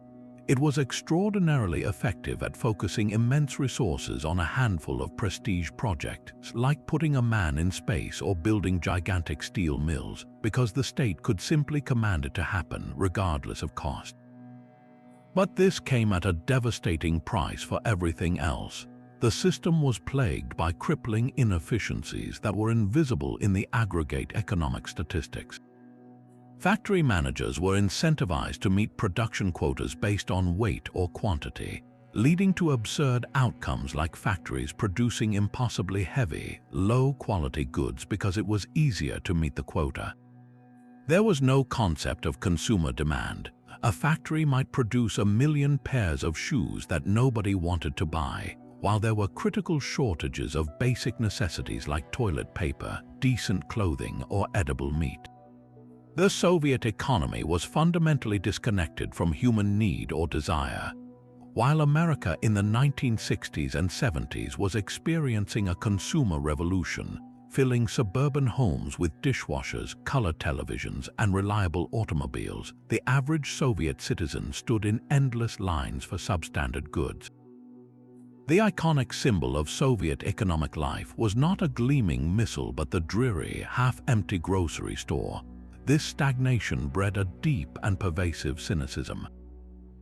Workers had no incentive to innovate or work hard because there was no reward for excellence and no consequence for failure. The entire system was suffocated by a vast, unaccountable bureaucracy that prioritized political loyalty over economic competence. The Soviet Union could win the race to put a man in space, but it completely lost the race to put a chicken in every pot. The contrast with the American system could not have been more stark. While the USSR was pouring its treasure into a military-industrial complex, the competitive pressures of the American free market were fostering an explosion of innovation in the civilian sector. The same capitalist system that critics claimed was wasteful and chaotic proved to be incredibly adaptable and responsive. The integrated circuit, invented in America, gave rise to the personal computer revolution, which would eventually redefine the global economy. American pharmaceutical and agricultural companies achieved leaps in productivity that the state-planned systems could never match. The U.S. economy, for all its booms and busts, was dynamic. It was powered by millions of individual decisions, entrepreneurs taking risks, and companies competing to give consumers what they actually wanted. This created a resilience and a capacity for renewal that the rigid Soviet model simply could not comprehend, let alone replicate. The ultimate verdict on these competing predictions was delivered not by economists but by history itself.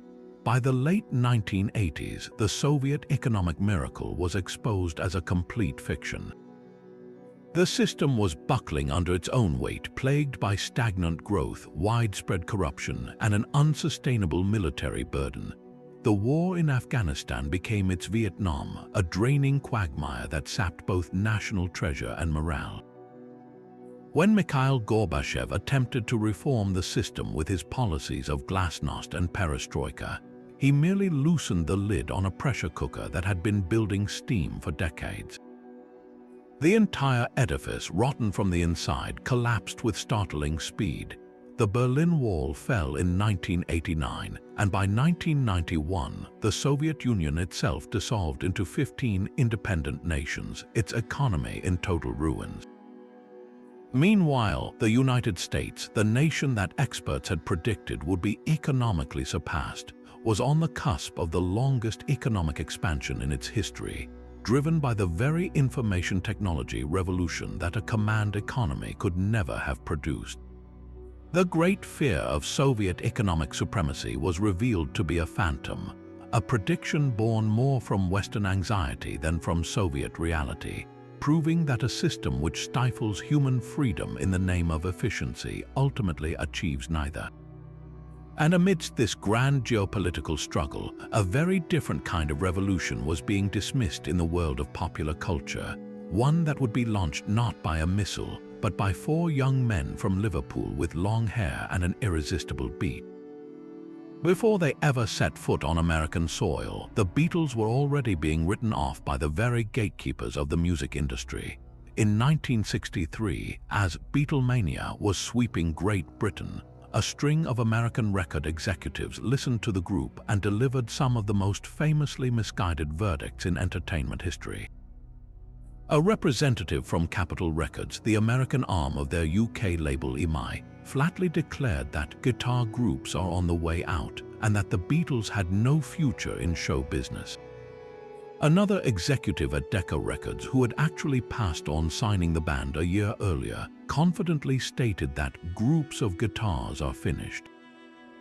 These weren't just isolated opinions, they reflected a broader skepticism toward a band that seemed too foreign, too noisy, and too unserious for the American market. Music critics who heard early imports were equally unimpressed, with one notoriously dismissing their sound as a near disaster and a past version of Presleyism. This wall of doubt made their eventual arrival on February 7, 1964, one of the most anticipated and nervously scrutinized events in television history.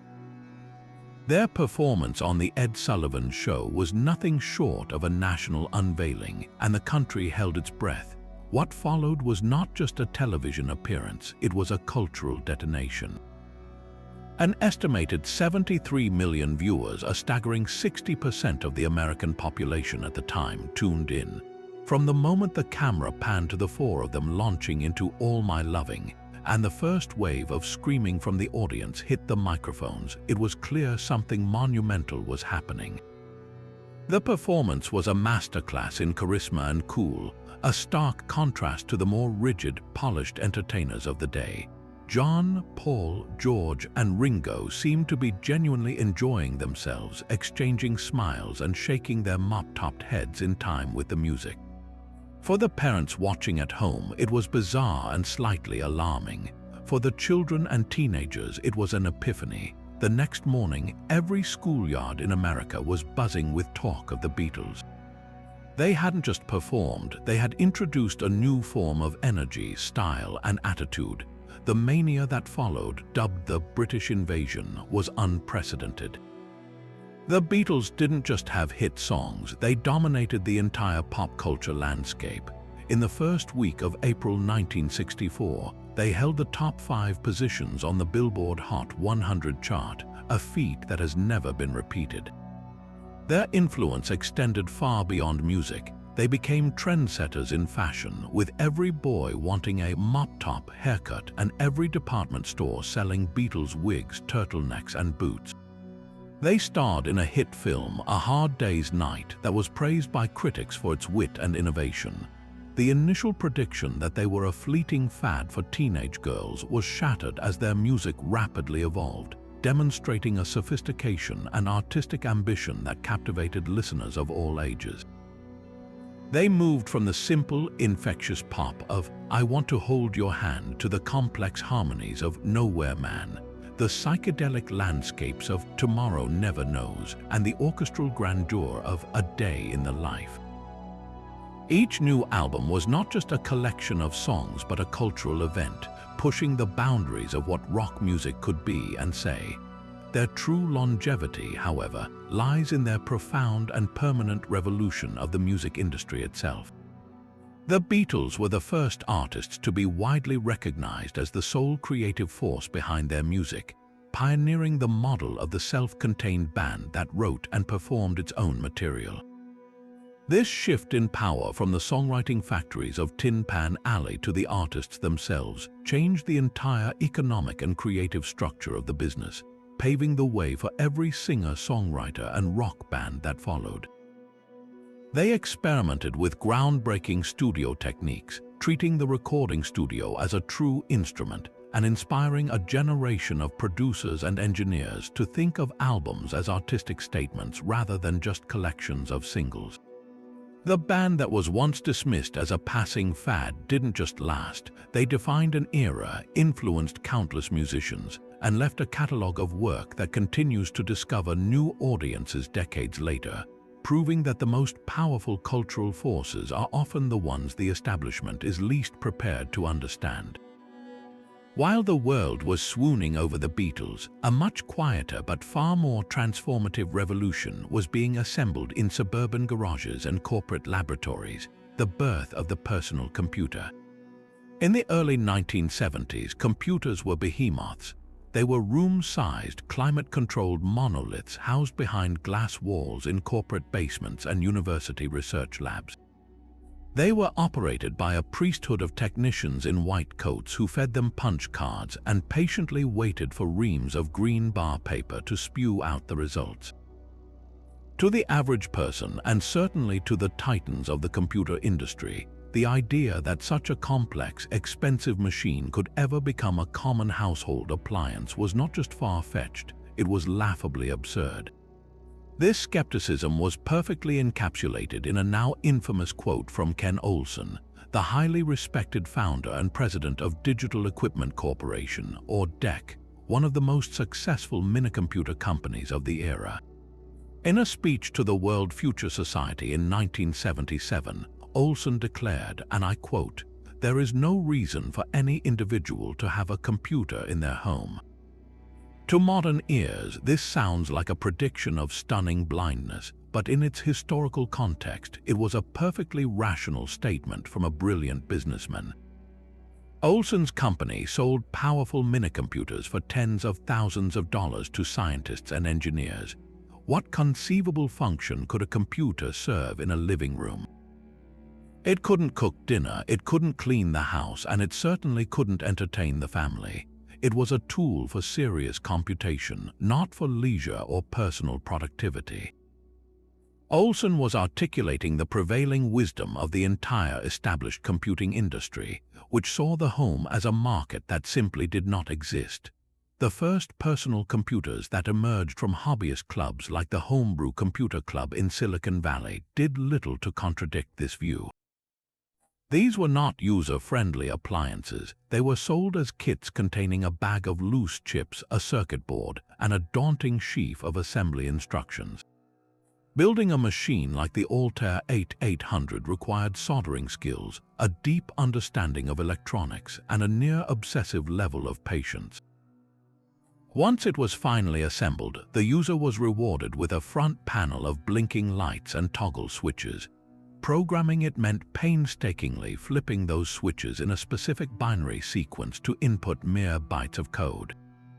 The reward for this hours-long effort might be a game of very basic Pong or the ability to make the lights blink in a slightly different pattern. To corporate chieftains like Olsen, this wasn't a product. It was a weekend project for a very niche group of enthusiasts and nerds. The turning point, the moment the personal computer stopped being a hobby and started becoming a vision, arrived with two college dropouts named Steve Jobs and Steve Wozniak. Wozniak, the engineering genius, designed a masterpiece of elegant simplicity, a single, pre-assembled circuit board that could connect to a television for a display and a keyboard for input. Jobs, the visionary, saw immediately that this was not just for hobbyists. He understood that for the computer to break out of the garage, it had to be a complete, friendly, and desirable product. The Apple II, launched in 1977, was that product. It came in a sleek plastic case, it was fully assembled right out of the box, and it offered color graphics and sound. Most importantly, it had a killer app that explained its purpose to everyday people, VisiCalc, the world's first spreadsheet program. For the first time, small business owners, accountants, and farmers could see a tangible reason to own a computer. They could build financial models, play with projections, and manage their books in ways that were impossible on paper. VisiCalc didn't just sell software, it sold Apple II computers by the truckload. This success did not go unnoticed in the corporate corridors of IBM, the undisputed giant of the computing world. For years, IBM had dismissed the personal computer as a frivolous toy, unworthy of their attention. But the surging sales of Apple and other early players made it clear a market was forming. In a move that was shockingly uncharacteristic for the slow-moving behemoth, IBM assembled a small task force and gave them unprecedented freedom to create a competitor quickly. Instead of building every part in-house, they used off-the-shelf components, including a 16-bit microprocessor from Intel and a disk operating system, or DOS, licensed from a small company called Microsoft. The IBM personal computer, launched in 1981, was not technologically superior to its rivals, but it carried something far more valuable: the IBM name. That logo on the beige box was a signal to corporate America that the personal computer was legitimate. It was safe to buy. Almost overnight, the IBM PC became the standard, and a plethora of other manufacturers began building PC compatibles, creating a vast ecosystem of hardware and software that cemented the platform's dominance. The result was a revolution that utterly transformed every facet of modern life. The prediction that there was no reason for a computer in the home was obliterated by a tsunami of new reasons. The computer became a word processor, making the typewriter obsolete. It became a gateway to early online services and bulletin board systems, connecting people in a nascent digital world. With the rise of graphical user interfaces pioneered by Xerox and perfected by Apple's Macintosh and Microsoft's Windows, the computer became accessible to everyone, not just those who could memorize complex command prompts. It reshaped education, entertainment, and creative expression. The machine that was once deemed suitable only for nerds and technicians became the indispensable central hub of work, communication, and play, proving that the most powerful technologies are often those that find a purpose in the hands of everyday people, far beyond the imaginations of their original creators. Even as the personal computer was finding its place on desks around the world, the network that would connect them all was being developed in an environment of pure academic isolation. In its earliest incarnation, the Internet was a project funded by the U.S. Department of Defense, a robust digital network designed to ensure military communications could survive a nuclear attack. This system, known as ARPANET, was the domain of computer scientists, engineers, and university researchers. It was a text-based universe of command prompts, file transfers, and academic bulletin boards, a practical tool for sharing data and processing power, but one that seemed to have zero appeal or application for the general public. The very idea that this complex, jargon-filled network would ever become a central pillar of everyday life was, to most observers, utterly preposterous. This narrow view was perfectly captured by some of the technology's own pioneers. In 1995, the renowned astrophysicist and author Clifford Stoll penned a now infamous essay for Newsweek titled "The Internet." In it, he dismissed the emerging hype about e-commerce, online news, and virtual communities with withering skepticism. He argued that a database was no substitute for a daily newspaper, that no online directory could ever replace a local librarian, and that the idea of buying books or groceries over a modem was a fantasy. He concluded that the truth in no online database would ever replace the daily newspaper, that the network would never be a marketplace, and that our social lives would never migrate into the digital realm. His wasn't a lone voice. Many telecom executives and business leaders shared this view, seeing the Internet as a passing fad for a small subculture of tech-obsessed hobbyists, a digital playground with no real revenue model or mass appeal. The commercial potential seemed particularly dubious. How could you build a business on a network that was, by design, decentralized and difficult to navigate? The early web was a chaotic sprawl of personal homepages, often adorned with animated GIF and visitor counters linked together in a haphazard manner. There were no search engines as we know them today. Finding anything required knowing the specific address or relying on primitive directories like Yahoo, which was originally just a list of links curated by its founders. The concept of making a financial transaction over this open network seemed recklessly insecure. Who would trust their credit card number to this digital Wild West? The physical act of shopping, touching produce, trying on clothes, the social experience of a mall, seemed irreplaceable by a silent, solitary computer screen. This widespread skepticism made the dot-com boom of the late 1990s all the more astonishing. Seemingly overnight, venture capital began pouring into any startup with a "com" at the end of its name.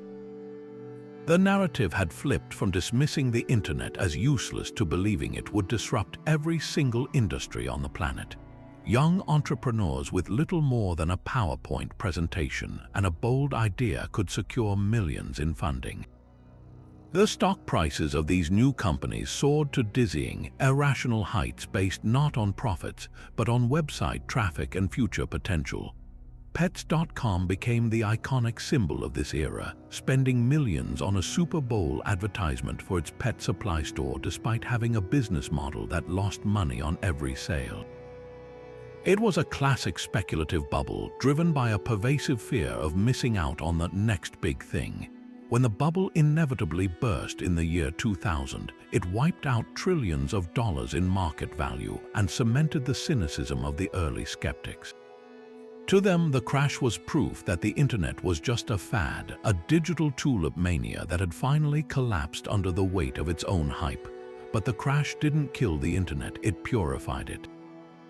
It burned away the frivolous, unsustainable businesses and left behind the truly transformative ones. The companies that survived, like Amazon and eBay, had used the boom years to build robust infrastructure and, most importantly, to earn the trust of millions of users. They solved the fundamental problems of e-commerce: secure payments, reliable logistics, and user reviews. This trust became the foundation for everything that followed. The subsequent rise of Google organized the internet's chaos, creating a powerful gateway to all the world's information. The advent of social media platforms like Facebook then fulfilled Clifford Stoll's dreaded prediction in a way he never imagined, not by replacing real communities, but by creating new, powerful forms of digital connection that redefined how we maintain relationships and share our lives. The internet didn't just become commercially viable, it became the absolute bedrock of modern civilization. It is no longer a tool we use, but an environment we inhabit. It is how we work, collaborating across continents in real time. It is how we learn, with access to the world's libraries and educational resources instantly. It is how we navigate cities, how we find love, how we consume entertainment, and how we participate in democracy. The niche network for academics has evolved into a global nervous system, connecting billions of people and devices, and creating an economy that exists almost entirely within its own realm. The skeptics were right about one thing: the early internet was not a replacement for the physical world, but they failed to see that it would become something far more profound, a parallel dimension that would fundamentally alter every aspect of the physical world it was once so dismissively compared to. If the personal computer redefined our desks and the internet reshaped our access to information, the next revolution was one you could carry in your pocket, or at least you could once it stopped being the size of a brick. In the early 1980s, the first commercial mobile phones arrived, and to the vast majority of the public, they were the ultimate symbol of extravagant, pointless luxury. The Motorola Dina TAC 8000X, the first truly portable cellular phone, weighed 2 pounds, was nearly a foot long, and offered a mere 30 minutes of talk time after a 10-hour charge. It also cost a staggering $3,995, that's nearly $12,000 in today's money. This wasn't a communication device, it was a status symbol for Wall Street tycoons and Hollywood producers, a prop in movies like Wall Street to signify obscene wealth and ambition. For everyone else, it was a ludicrous toy.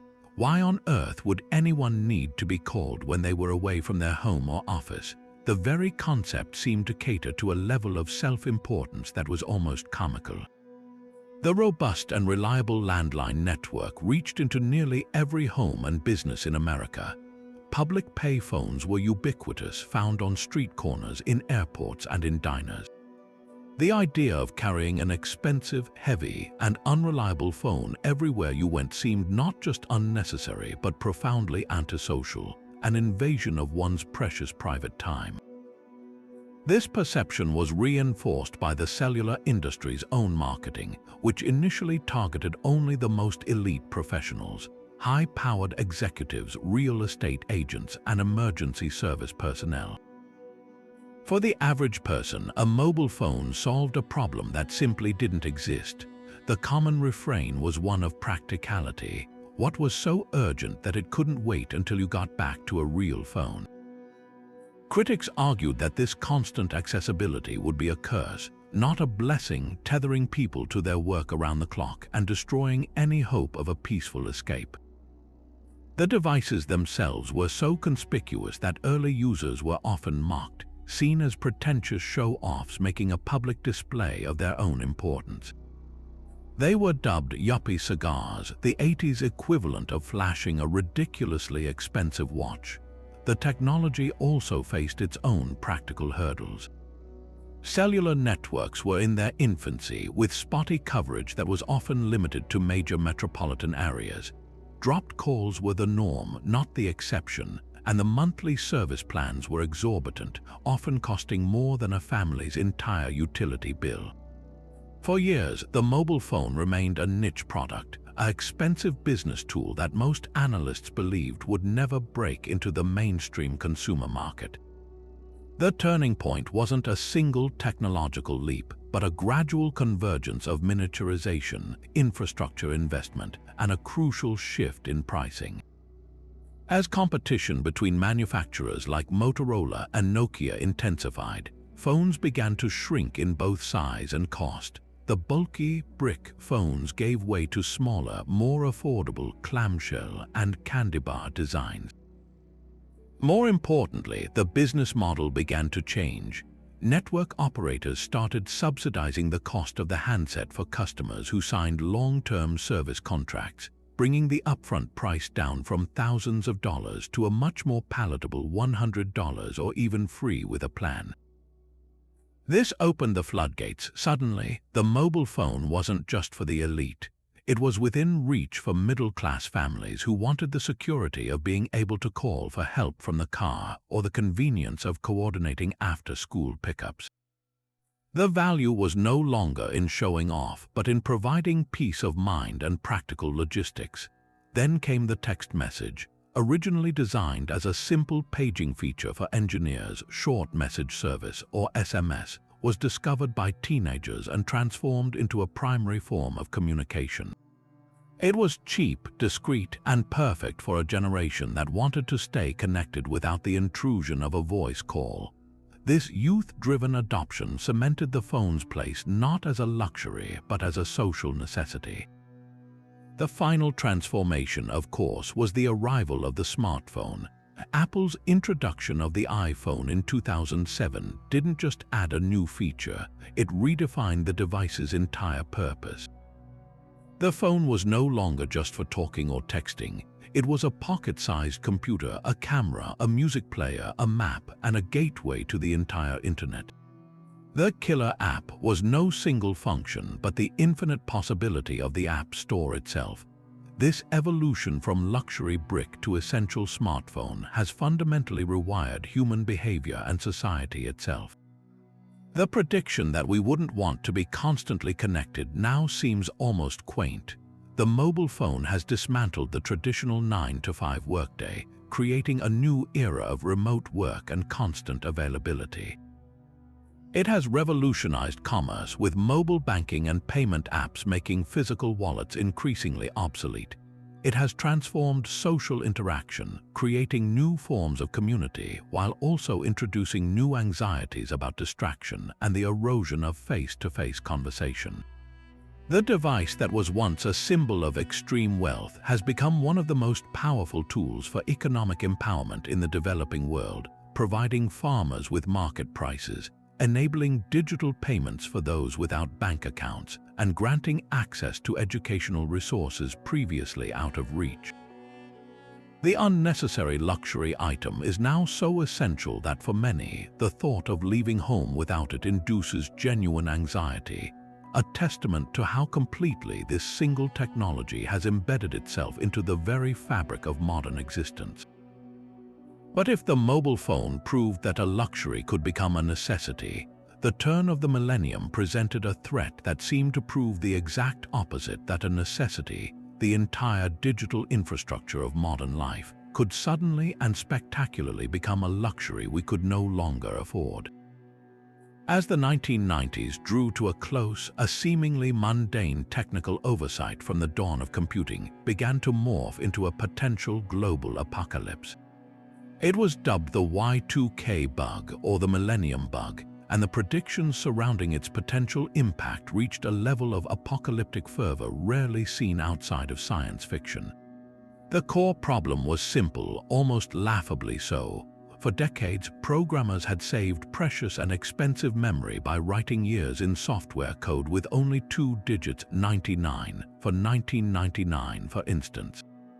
The terrifying fear was that when the calendar rolled over to January 1st, 2000, those legacy systems would read 00, not as the year 2000, but as the year 1900.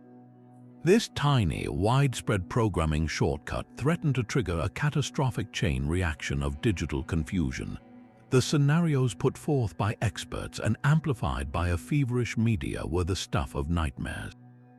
Doomsayers predicted that power grids, which relied on ancient computer systems to manage load distribution, would misinterpret the date rollover as a massive failure and shut down entirely, plunging entire continents into darkness. Air traffic control systems, it was feared, would lose track of planes in mid-flight, potentially causing them to fall from the sky as their flight management computers failed. Financial systems were seen as particularly vulnerable. Banks might erase savings accounts, interpreting 100 years of accrued interest as a negative value, or simply freeze all transactions, triggering a global bank run and a total economic collapse. Medical equipment in hospitals, from heart monitors to drug infusion pumps, was suspected of being susceptible, threatening patients' lives directly. More fringe predictions warned that nuclear arsenals could malfunction and launch missiles accidentally, or that prison doors would swing open as security systems failed. It was a perfect storm of technological vulnerability and existential dread, convincing millions that the world as they knew it would end not with a bang, but with a digital glitch at the stroke of midnight. This wave of panic triggered one of the most massive and expensive peacetime mobilization efforts in human history. Governments worldwide established Y2K remediation task forces. Corporations formed Y2K SWAT teams, pulling veteran programmers out of retirement for their expertise in archaic languages like COBOL and Fortran. An entire industry of Y2K compliance consultants sprang up overnight, charging premium rates to audit and patch lines of code. The cost was astronomical, with global estimates for the remediation effort ranging anywhere from $300 to over $600 billion. In the United States alone, businesses and government agencies spent an estimated $100 billion to find and fix the bug. For the average person, the anxiety manifested in very practical ways. People stocked up on canned goods, bottled water, and gasoline. They withdrew large amounts of cash from banks, fearing ATMs would stop working.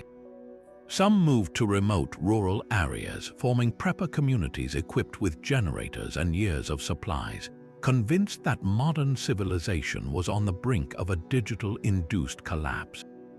Then came the night of December 31st, 1999. The world watched and waited with bated breath as the new millennium dawned across the time zones, first in the Pacific Islands, then Asia, Europe, and finally the Americas.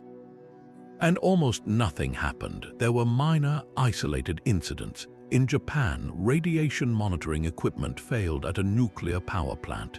In Australia, some bus ticket validation machines stopped working. In the United States, the Pentagon reported that a spy satellite went offline for a few moments, but the cataclysm never arrived. The lights stayed on.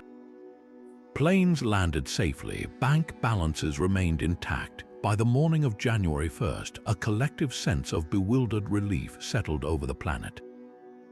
The anticlimax was so complete that it quickly spawned a powerful and enduring counter-narrative that the Y2K bug had been a complete hoax, a massive scam perpetuated by governments and the tech industry to siphon away billions of dollars.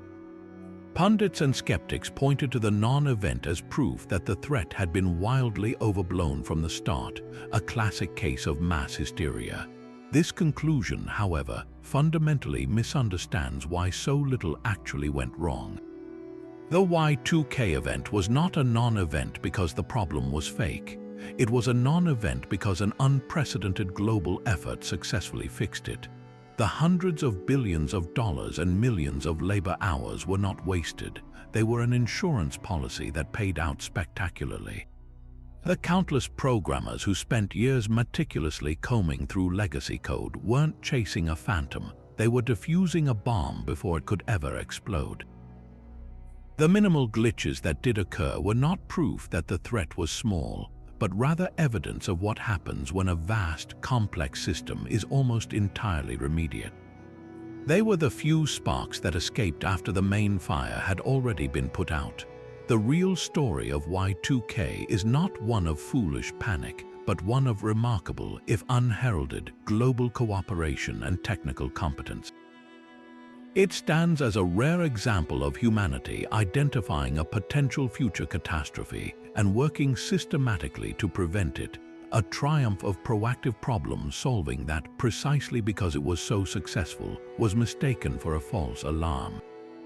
It serves as a timeless lesson that sometimes the greatest disasters are the ones we never get to see.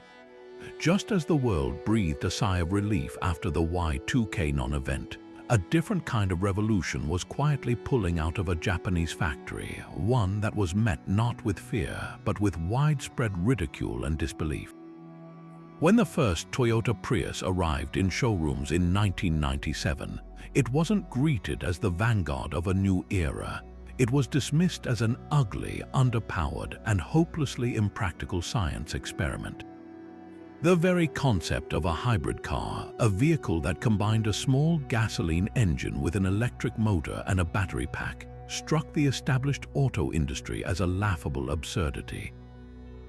Here was a solution to a problem most American drivers didn't even think they had, from a company many still associated with reliable but boring economy cars. The criticism came from all sides. Rival automakers were particularly scornful. The CEO of General Motors at the time, Rick Wagoner, famously declared that hybrid technology was an interesting curiosity, but not a viable path for the mass market. The prevailing wisdom in Detroit was that American consumers would never accept a car that sacrificed power, size, and the beloved V8 engine rumble for the nebulous benefit of better fuel economy, especially when gasoline was cheaper than bottled water. Car enthusiasts and journalists piled on, deriding the Prius's quirky, aerodynamic shape and its sluggish acceleration.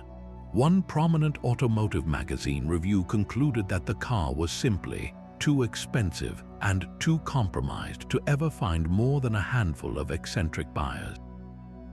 For the average consumer, the hybrid was a confusing proposition.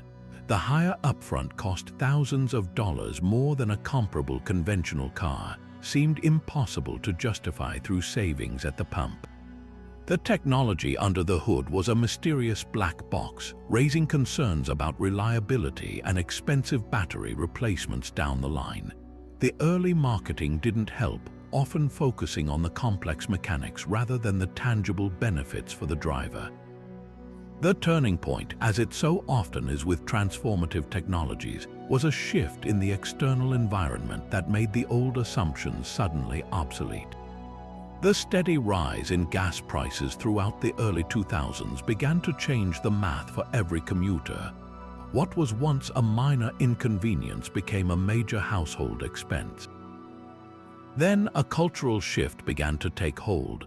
The growing discussion around climate change, fueled by documentaries and increasing scientific consensus, gave environmentally conscious consumers a new reason to seek out alternatives. The Prius, with its stellar fuel economy and ultra-low emissions, became more than just a car. It became a mobile statement, a symbol of personal responsibility and forward-thinking values. It was a badge that said the driver cared about more than just horsepower and chrome. This cultural moment was seized perfectly by a surprising demographic: Hollywood celebrities. When stars like Leonardo DiCaprio and Cameron Diaz started arriving at red carpet events in their Priuses, it transformed the car's image overnight. It was no longer just a sensible appliance for frugal engineers. It was the cool, must-have accessory for the ethically minded elite. This unlikely endorsement gave the hybrid a cachet that no amount of corporate advertising could ever buy, making it socially acceptable and even desirable to drive a slow, oddly shaped car. Toyota, to its credit, leaned into this identity, and the Prius became the first car to achieve true icon status based almost entirely on its fuel efficiency and environmental credentials. The success of the Prius did more than just prove its initial critics wrong. It fundamentally altered the trajectory of the entire global auto industry. It demonstrated that there was a massive, profitable market for high-efficiency, low-emission vehicles, something that had been an article of faith among automakers for decades. The hybrid served as a crucial technological and psychological bridge. It introduced consumers to the concepts of regenerative braking, battery power, and energy monitoring displays, demystifying the principles that would underpin fully electric vehicles. It gave automakers a platform to develop and refine the battery and power control technology they would need for the next step. Most importantly, it broke the century-old link in the consumer's mind between automotive performance and the size of the engine, paving the way for the instant torque and silent operation of electric cars. The interesting curiosity that Detroit swore would never sell didn't just find an audience. It created an entirely new category of vehicle, proving that sometimes the most revolutionary ideas are not those that are immediately celebrated, but those that are initially mocked, only to quietly redefine the world around them. Yet, even as the world was celebrating the potential of a new, greener future, a much more immediate political revolution was taking shape, one that the entire political establishment was certain would never happen. In the early days of the 2008 presidential primary season, a young first-term senator from Illinois named Barack Obama was considered little more than a charming sideshow. The Democratic Party's anointed frontrunner was Hillary Clinton, a former First Lady and seasoned senator with a vast network of donors, deep connections within the party apparatus, and near-universal name recognition. Against this political titan, Obama was dismissed by a chorus of pundits and strategists as a lightweight, a captivating speaker perhaps, but one whose campaign was built on a foundation of naive hope rather than hard political reality. The arguments against his viability were numerous and to the political insiders seemed utterly unassailable. The most persistent and cynical doubt centered on his race. Despite decades of civil rights progress, a prevailing wisdom in Washington held that America was simply not ready to elect a black president. Behind closed doors and sometimes in published columns, strategists whispered about the Bradley effect, a theory named after a black Los Angeles mayoral candidate who lost despite leading in polls, that white voters would tell pollsters they supported a black candidate but then vote for the white opponent in the privacy of the voting booth. This created an assumption that Obama's strong poll numbers were an illusion, masking a deep-seated racial bias that would ultimately doom his candidacy. Others pointed to his perceived lack of experience. With only a few years in the US Senate under his belt, and much of that spent running for president, critics labeled him an empty suit, all style and no substance. His Republican rivals and even some fellow Democrats painted him as a celebrity, a political rock star whose message of hope and change was too vague and idealistic to withstand the brutal attacks of a general election. The word electability became a constant refrain in media analysis, a seemingly neutral term that was often used as a shorthand for why a black man with a foreign-sounding name and a thin resume could not possibly win over working-class white voters in crucial swing states. Obama's early stumble seemed to confirm all these doubts. After a shocking upset victory in the Iowa caucus, which proved his appeal to a predominantly white electorate, he suffered a devastating loss to Clinton in the New Hampshire primary. Political obituaries were being drafted, the narrative was set, the inspirational movement had met the cold, hard wall of reality. But instead of collapsing, the Obama campaign did something unprecedented. They leveraged the very inexperience that critics mocked to their advantage, building a grassroots movement that operated outside the traditional party power structure. They embraced a decentralized, tech-savvy strategy, using the internet and social media not just for fundraising but for organizing. They mobilized a new coalition of voters, young people, African Americans, and highly educated suburbanites who had been previously overlooked or taken for granted. His campaign shattered fundraising records by relying on a massive number of small donations from ordinary people, a stark contrast to the large establishment donors backing Clinton. This financial independence allowed him to compete everywhere, even in traditionally Republican states, forcing his opponents to defend territory they had long considered safe. The turning point, however, was his response to a political crisis that would have sunk a less disciplined campaign. Throughout the primary, vicious emails and right-wing media attacks had falsely claimed he was a Muslim who had been sworn into the Senate on a Quran. These smears crescendoed when videos surfaced of his former pastor, Reverend Jeremiah Wright, delivering fiery, anti-American sermons from the pulpit. The clips were explosive and threatened to confirm the worst stereotypes his opponents were pushing. The political playbook called for a swift disavowal and a change of subject. Instead, Obama chose to meet the issue of race head-on with a speech in Philadelphia that was as politically risky as it was intellectually profound. He refused to disown Reverend Wright while also condemning his remarks. He framed America's racial struggle not as a divisive wedge issue, but as a central, ongoing part of the American story that we all had a responsibility to understand and work to perfect. The speech, titled "A More Perfect Union," was a masterclass in nuance and emotional intelligence.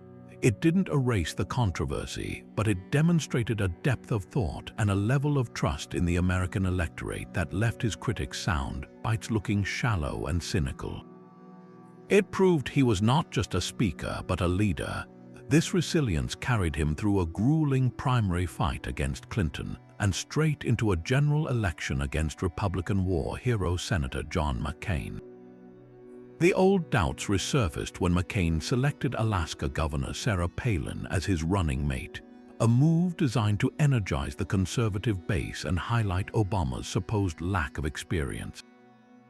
For a moment, the race tightened, but then, in September 2008, the bottom fell out of the global economy.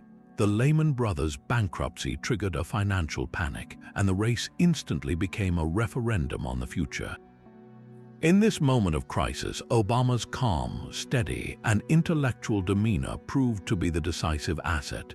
In contrast to McCain's initially erratic response, which included a hastily suspended campaign and a failed attempt to skip a debate, Obama appeared presidential. His message of change was no longer just an aspiration. It was presented as a necessary remedy to the failed policies of the past.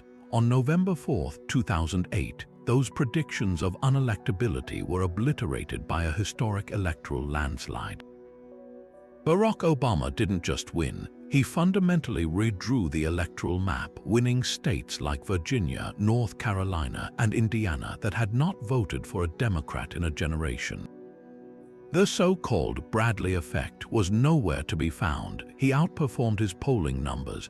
The victory was a stunning repudiation of decades of cynical assumptions about race, identity, and electability in America.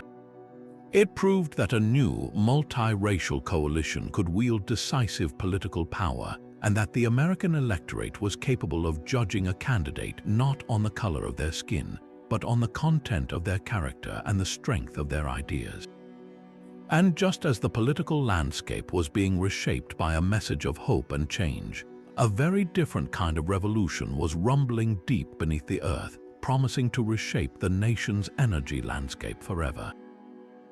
In the early 2000s, as global oil prices soared and anxieties about foreign energy dependence reached a fever pitch, a once obscure drilling technique surged into the limelight, hailed as nothing less than the savior of American energy. The process was hydraulic fracturing, or fracking, and its proponents promised a new era of boundless, cheap natural gas that would not only power the nation but establish the United States as a dominant energy exporter, free from the whims of foreign oil cartels. The predictions were nothing short of euphoric. Industry leaders and even some government reports forecast a 100-year supply of natural gas, a permanent era of low energy costs, and a renaissance for American manufacturing fueled by this cheap and abundant new resource. This wave of optimism was built on a genuine technological breakthrough. Fracking wasn't entirely new, but its marriage with another technology, horizontal drilling, was the game changer. Engineers learned to drill straight down for thousands of feet, then turn the drill bit sideways to travel for a mile or more through a layer of shale rock. Once in place, they would pump a high-pressure mixture of water, sand, and chemicals into the well, fracturing the shale and releasing the tiny bubbles of natural gas trapped within. This combination of technologies unlocked vast underground formations that were previously impossible to tap economically, most notably the Marcellus Shale in Pennsylvania, the Bakken Formation in North Dakota, and the Eagle Ford Shale in Texas. Almost overnight, these regions were transformed into modern-day gold rush towns, with drilling rigs sprouting like metal trees and previously quiet rural communities flooded with workers and investment. The data was staggering. U.S. natural gas production, which had been in decline for decades, reversed course and began a steep, unprecedented climb. The International Energy Agency predicted the United States would surpass Russia and Saudi Arabia to become the world's top oil and gas producer by 2020. It seemed the bold predictions were coming true, but this new revolution came with a deep and almost immediate environmental backlash that the industry's early hype had completely failed to anticipate. The very process that made fracking so effective also made it intensely controversial. Stories and videos began to emerge from these boomtowns that painted a far darker picture than the one of energy independence. Homeowners living near drilling sites showed footage of their tap water catching on fire due to methane contamination, a terrifying visual that became a potent symbol of the movement against fracking. Concerns mounted over the massive volumes of water required for each well, millions of gallons, and what to do with the toxic wastewater that flowed back up, which could contain not only the chemicals used in the fracking fluid, but also naturally occurring radioactive material from deep underground. This brine was often stored in open pits or injected back into the earth, a practice linked to a dramatic increase in small earthquakes in historically geologically stable regions like Oklahoma. The industry argued that the process was safe when done correctly, that the water problems were isolated incidents of bad practice rather than inherent flaws, and that the economic benefits far outweighed the risks. But the opposition was fierce, well-organized, and effective. Documentaries like Gasland amplified local fears into a national movement. Heated protests erupted at proposed drilling sites, and a patchwork of local and state bans on fracking began to spread. The promised revolution was becoming a civil war, pitting landowners who stood to make millions in mineral rights against neighbors who feared for their health and water. The debate was polarized, with one side seeing a path to prosperity and security, and the other seeing a reckless gamble with fundamental resources. The economic reality, too, proved to be far more volatile than the steady, cheap future that had been promised. The fracking boom was largely driven by a mountain of debt, as energy companies borrowed billions to sink thousands of new wells. This worked spectacularly when oil and gas prices were high, but it made the entire industry incredibly vulnerable to a price crash. The very success of fracking created a glut of natural gas that eventually collapsed the price, making many wells unprofitable. When global oil prices also plummeted in 2014 and again in 2020, the house of cards began to wobble.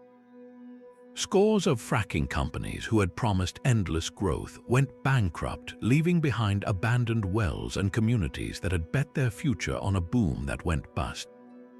The market demonstrated that this new abundance came with a wild, unpredictable boom and bust cycle, not the stable, low-cost utopia that had been advertised.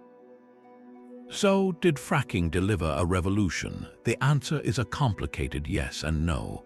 It did fundamentally alter global energy geopolitics, making the United States the world's top producer of oil and natural gas and providing a crucial buffer against global supply shocks. It did provide a bridge fuel, allowing a shift away from coal-fired power plants and contributing to a significant drop in U.S. carbon emissions. But the revolution was far from the clean, simple, and universally beneficial story its earliest proponents told. It arrived with massive environmental controversies, bitter community divisions, and a financial volatility that left many investors and towns burned. It was not a magic bullet, but a powerful, double-edged tool, one that delivered undeniable economic and strategic benefits, but at a significant and ongoing cost that continues to be debated, proving once again that even the most transformative predictions are almost always more complex and less perfect than they first appear. For years, American political commentators watched the rising tide of populism in Europe with a sense of detached, almost smug superiority. As movements like the UK Independence Party gained momentum, arguing for a British exit from the European Union, the consensus among Washington's elite was clear.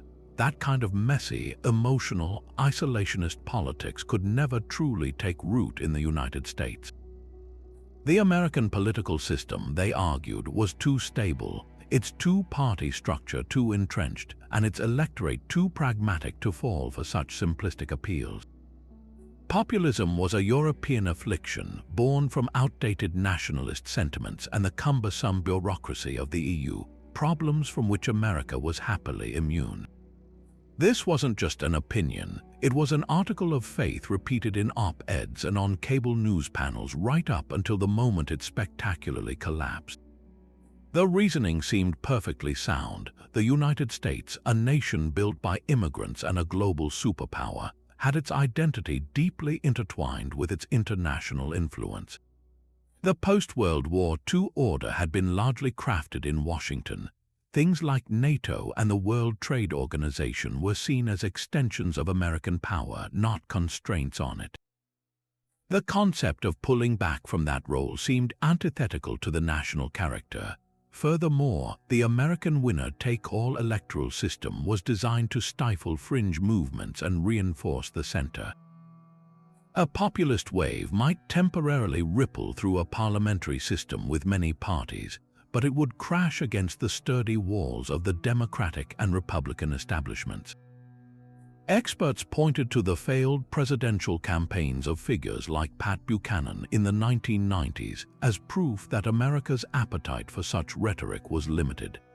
The prevailing wisdom was that the US was simply too big, too diverse, and too invested in the global status quo to ever entertain its own version of a Brexit. This blind spot was utterly demolished in 2016. The parallels between the Brexit campaign and the rise of Donald Trump were not merely coincidental. they were symptomatic of the exact same global political earthquake.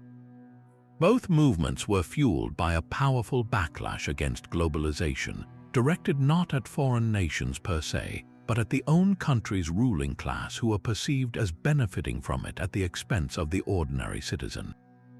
The rallying cry of Brexit was "Take back control," a message that resonated deeply with those who felt their communities and national identity had been eroded by distant, unaccountable elites in Brussels. In the United States, Donald Trump's "America First" slogan tapped into that very same wellspring of anxiety and resentment. It was a promise to reassert national sovereignty, to renegotiate trade deals deemed unfair, and to prioritize American interests above all else, a direct echo of the sentiment that propelled the Leave campaign to victory. The playbooks were strikingly similar.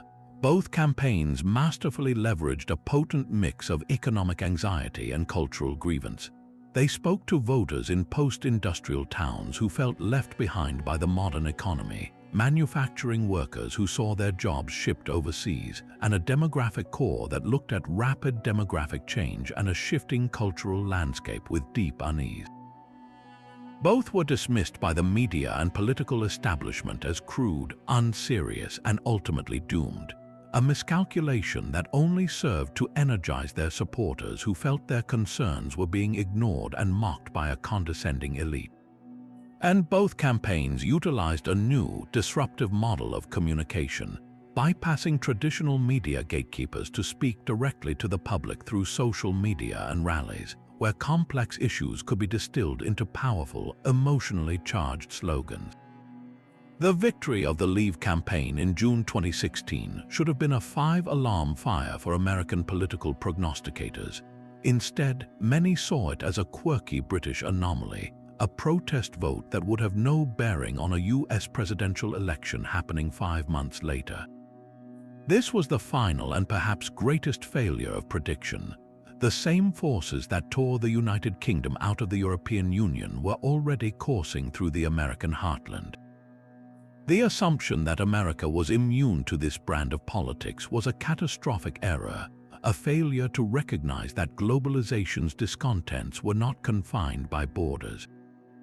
The election of Donald Trump later that year was America's Brexit moment, a stunning repudiation of the internationalist consensus that had dominated both parties for decades and proof that no nation, no matter how powerful or seemingly stable, is ever immune to the tides of populist change. Yet, even as America was being reshaped by new political and energy realities, another revolution was quietly charging up in California, one that the entire global auto industry was certain would never leave the garage.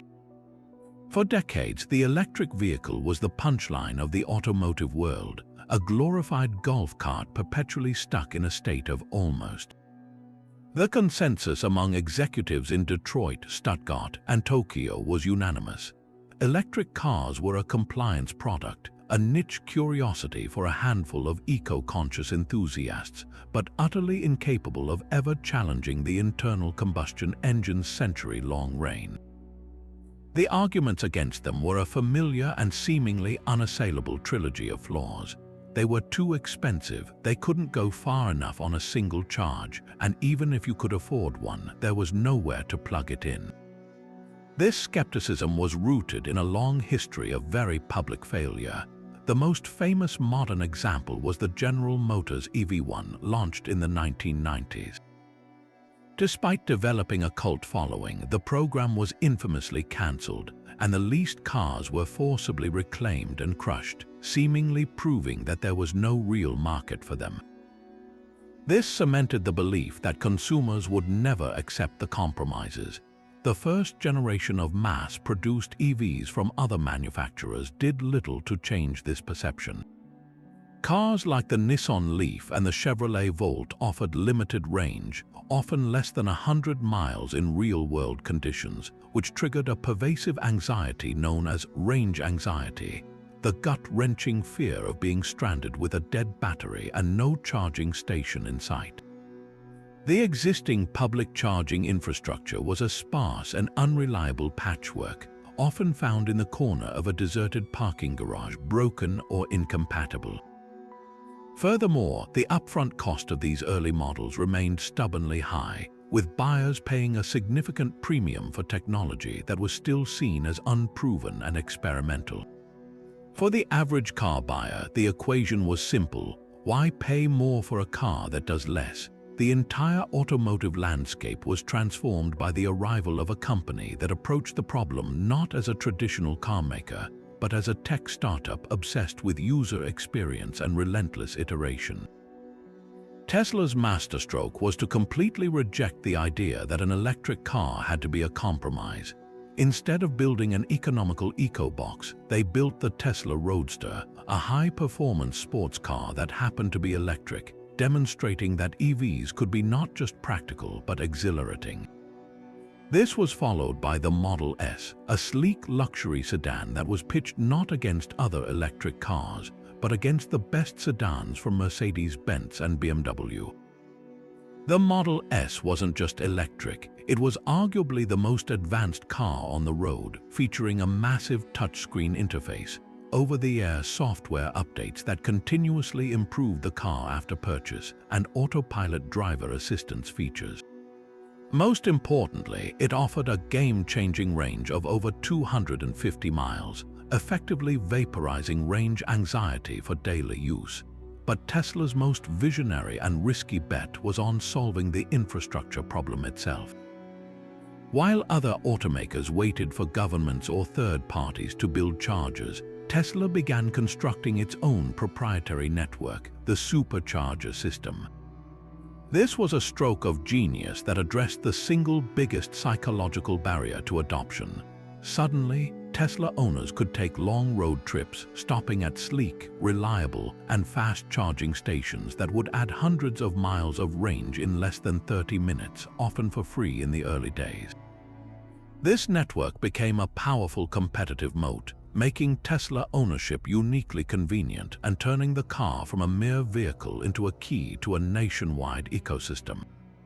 The combination of desirable products, cutting-edge tech, and a dedicated charging network created a brand with a cult-like following and proved that there was a massive, untapped market for premium electric vehicles. The success of Tesla sent a seismic shock through the entire auto industry, forcing a dramatic and unprecedented pivot.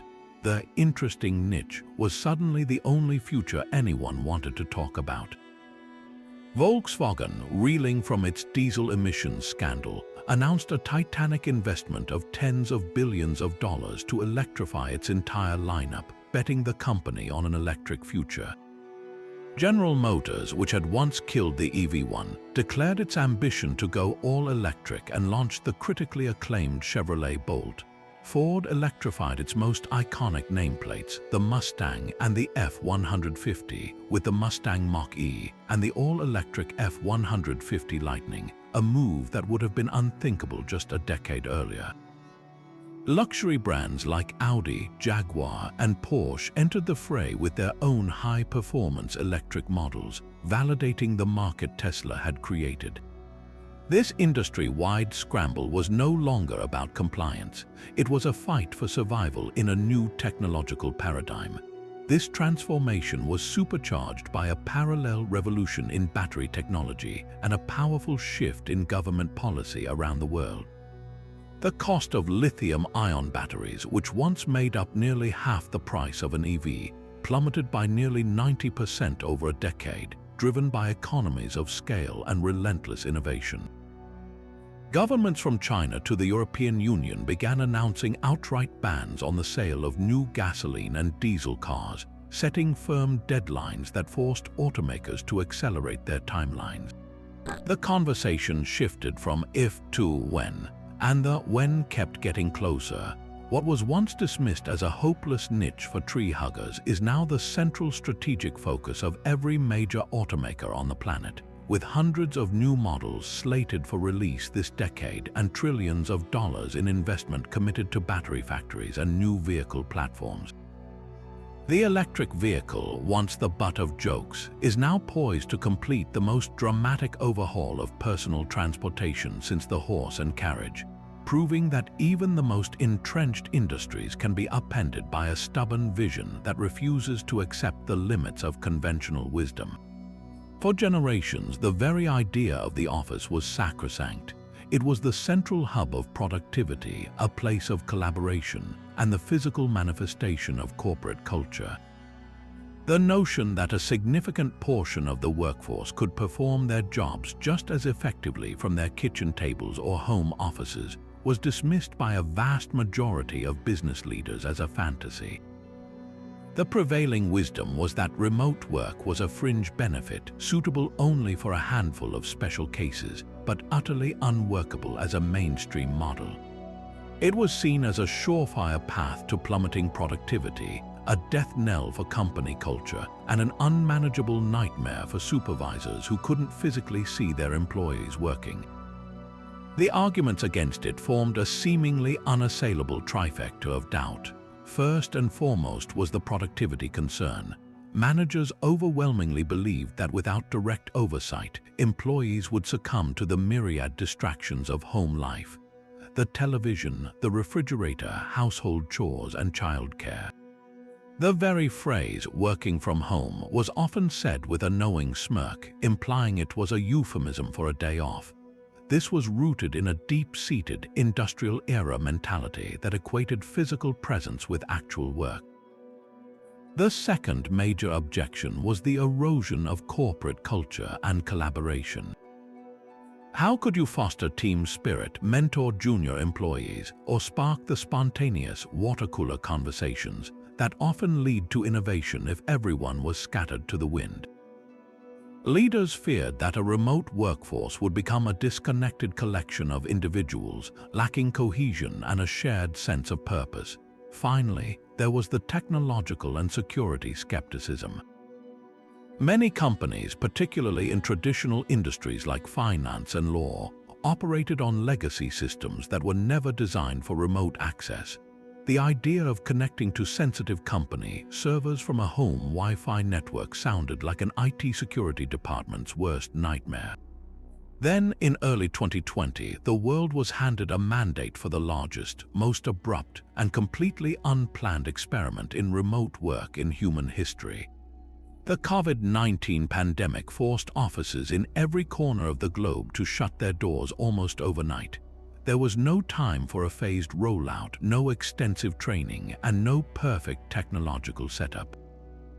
Companies and employees alike were thrown into the deep end, scrambling to set up laptops on dining room tables, juggling video calls with homeschooling, and figuring out how to stay connected through a screen. What happened next was the great productivity surprise. Contrary to decades of managerial intuition, output did not collapse. In many cases, it actually improved. Freed from long, draining commutes, employees found they had more energy and more flexible hours to structure their work in ways that suited their personal productivity rhythms. Studies conducted during this period began to show that remote workers were often logging more hours and reporting higher focus on deep work without the constant interruptions of a noisy open-plan office. The technology that had been deemed insufficient, video conferencing platforms like Zoom, collaborative digital workspaces like Slack and Microsoft Teams, proved to be not just adequate but transformative. They enabled not only meetings but also maintained a sense of connection and casual interaction through virtual coffee breaks and chat channels. This forced experiment revealed that the greatest barrier to remote work wasn't technological or even related to productivity. It was a cultural and managerial one.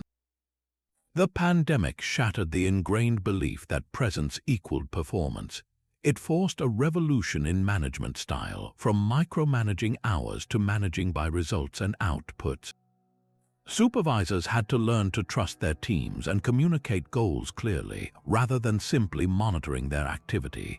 This shift, while challenging, ultimately led to more mature, trust-based relationships between employers and employees.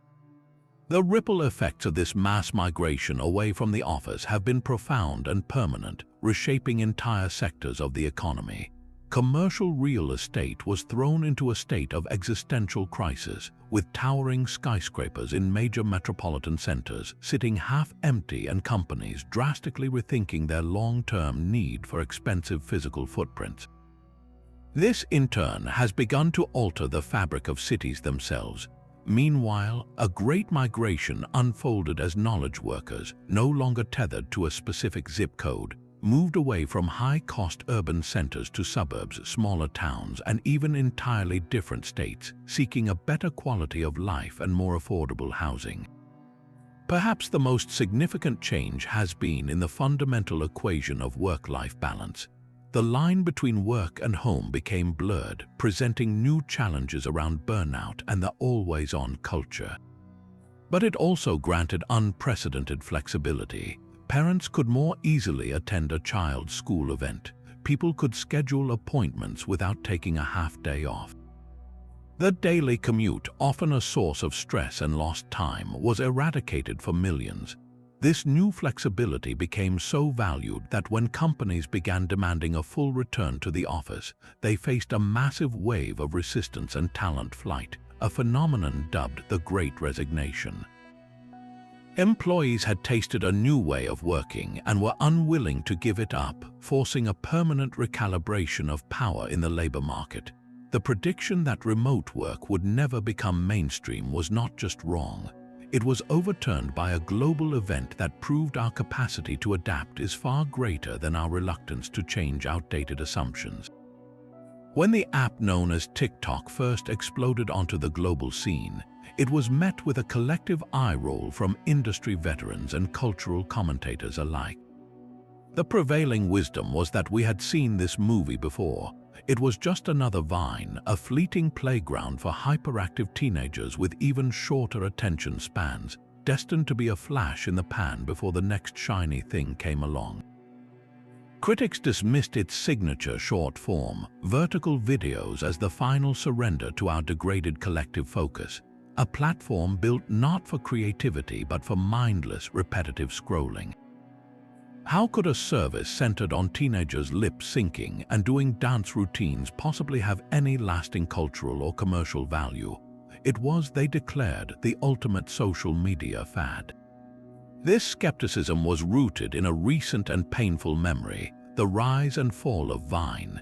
That 6-second video platform had also burned incredibly bright for a moment, creating a new generation of stars before its abrupt shutdown by Twitter left everyone wondering if the entire genre was inherently unsustainable. The assumption was that TikTok was simply Vine 2.0 and its fate would be the same. Even the way it operated seemed frivolous. Its powerful algorithm learned your preferences with an almost eerie speed, serving up an endless, hypnotic stream of content that was easy to dismiss as digital junk food. To the established social media giants, particularly the all-powerful Facebook empire, TikTok seemed like a curious anomaly happening in a distant corner of the internet, a trend they could safely ignore or easily copy and crush with their own feature, Instagram Reels. The speed at which this prediction unraveled was breathtaking. TikTok didn't just find an audience, it cultivated an entire ecosystem at a velocity that defied all previous models of growth. It became the fastest-growing social media app in history, not by trying to be everything to everyone, but by perfecting one thing, discovery. While other platforms relied on you following a curated list of friends and celebrities, TikTok's For You page was a masterfully engineered black box of algorithmic intuition. It learned your deepest, most niche interests within hours and served you a non-stop personalized stream of content, making every user feel like the platform was built specifically for them. This wasn't a social network in the traditional sense, it was an entertainment network, and it was incredibly addictive. This potent discovery engine gave it an unprecedented power to shape global culture, particularly in the music industry. A forgotten song from years ago could be resurrected overnight by a viral dance trend, rocketing it to the top of the Billboard charts in a phenomenon known as the TikTok effect. New artists like Lil Nas X and Doja Cat saw their careers launched into the stratosphere not by traditional radio play, but by becoming the soundtrack to millions of 15-second videos. The platform didn't just promote music, it became the industry's most powerful R&R tool, a real-time focus group of unimaginable scale. This cultural influence quickly extended beyond music to fashion, where #TikTok made me buy it became a legitimate driver of consumer behavior for everything from obscure skincare products to specific brands of leggings and kitchen gadgets. Political movements found a home there, with young activists using short, punchy videos to educate and mobilize their peers on issues like climate change and social justice in a language that resonated. Perhaps the most stunning aspect of its rise was how it humbled the titans of the industry. For the first time in over a decade, a new platform emerged that Facebook couldn't simply acquire or imitate into oblivion. Despite launching a near-identical clone in Instagram Reels and pouring billions into promoting it, Facebook's parent company Meta found it couldn't replicate the unique, chaotic, and creator-first energy of TikTok. The Chinese-owned app had successfully cracked the code on the next generation of internet users, becoming the default platform for Gen Z, while Facebook began to look increasingly like a digital relic to younger audiences. It even began to challenge YouTube's long-held dominance as the home for video creators, offering a path to virality and monetization that was often faster and more accessible than the grueling climb on the older platform. The prediction that TikTok was just another fad was a catastrophic failure to recognize a fundamental shift in how we consume media and culture. It wasn't a degraded form of entertainment. It was a native format for the mobile age, a potent mix of television, social media, and search engine. It proved that attention spans weren't shrinking, they were being reallocated to a more efficient and densely packed form of content. The app that was once written off as a silly dance platform became a geopolitical flashpoint, a central advertising channel for businesses, and the most influential cultural barometer of its time, demonstrating that the future of the internet often arrives not with a solemn announcement, but with a catchy song and a 15-second dance challenge. For most of human history, the concept of venturing beyond our atmosphere was the stuff of fantasy, a dream reserved for the pages of science fiction and the silver screen. The idea that an ordinary citizen, someone without years of grueling astronaut training and a government badge, could ever experience the silent majesty of space was considered a pleasant but utterly implausible notion. The monumental cost, the staggering technical challenges, and the sheer danger involved made it clear that spaceflight was, and would always be, the exclusive domain of superpowers and their carefully selected, highly trained personnel. This wasn't just a popular assumption, it was a fundamental article of faith. This belief was deeply rooted in the very origins of space exploration. The Cold War space race between the United States and the Soviet Union was a nationalistic endeavor funded by the virtually unlimited budgets of competing governments. Every rocket launch was a statement of geopolitical power, every astronaut a national hero representing the pinnacle of national achievement. The vehicles themselves, from the massive Saturn V to the complex space shuttle, were arguably the most complicated machines ever built, requiring the coordinated effort of thousands of engineers and technicians and billions of taxpayer dollars. The private sector's role was strictly that of a contractor, building components to government specifications. The thought that a company, driven by profit and shareholder value, could not only build rockets but also make space travel accessible seemed, to many experts, like a dangerous fantasy. Prominent figures in the aerospace community openly doubted that private companies could ever achieve the reliability or overcome the financial hurdles necessary to make spaceflight routine, let alone profitable enough for tourism. The turning point began not with a triumphant launch, but with the stubborn vision of a handful of iconoclastic billionaires who saw not a government monopoly, but a frontier waiting to be opened. When Elon Musk founded SpaceX in 2002, His goal was not tourism, but the radical reduction of launch costs with the ultimate aim of making humanity a multi-planetary species. The established aerospace industry watched with a mixture of curiosity and condescension as his early Falcon 1 rocket suffered 3 consecutive failures. Critics were quick to label it a vanity project, a costly hobby for a wealthy tech entrepreneur who didn't understand the realities of rocketry. Similarly, Jeff Bezos's Blue Origin, operating in near-total secrecy for years, was often dismissed as a mysterious and slow-moving pet project. Their persistence, however, began to yield staggering results. SpaceX's development of the Falcon 9 rocket and its groundbreaking reusable first stage was a paradigm-shifting achievement. The first time a booster gracefully descended from the sky and landed itself upright on a drone ship, a maneuver straight out of a 1950s sci-fi magazine, the world took notice. This wasn't just a cool trick, it was the key to demolishing the economic barrier to space. Reusability changed the entire financial model, transforming rockets from disposable, $100 million fireworks into assets that could fly again and again. This innovation provided the credibility and the cost structure that made the next step possible. The watershed moment for space tourism as a tangible concept arrived in 2021. That year, both SpaceX and Blue Origin launched their first entirely private, non-professional astronaut cruise into space. Blue Origin's new Shepard vehicle offered a brief but profound few minutes of weightlessness and a breathtaking view of the curvature of the Earth through its massive windows.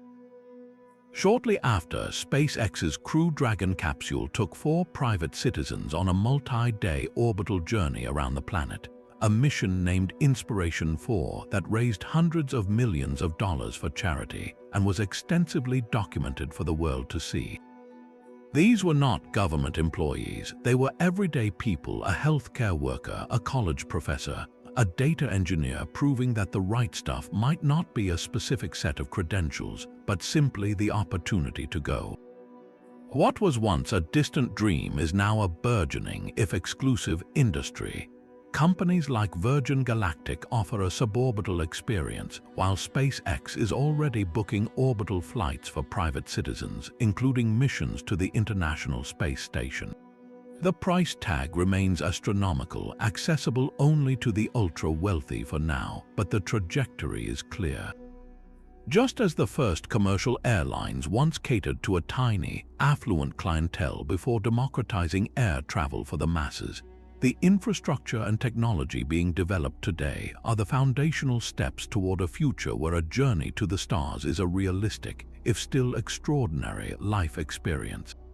The prediction that space would forever be a government-only frontier has been blasted into oblivion, replaced by a new era where the final frontier is open for business. When the mysterious figure known as Satoshi Nakamoto unleashed the Bitcoin whitepaper in 2008, it was met with a resounding chorus of dismissal from the world of high finance. To the titans of Wall Street and the guardians of central banks, this newfangled cryptocurrency was not a technological breakthrough. It was a joke, a fantasy for fringe computer geeks and libertarian ideologues. The most common and damning critique was that it had no intrinsic value, unlike a stock which represents ownership in a company, or a bond, which is a loan to a government, or even a dollar bill, which is backed by the full faith and credit of a nation. Bitcoin was backed by nothing but lines of code and collective belief.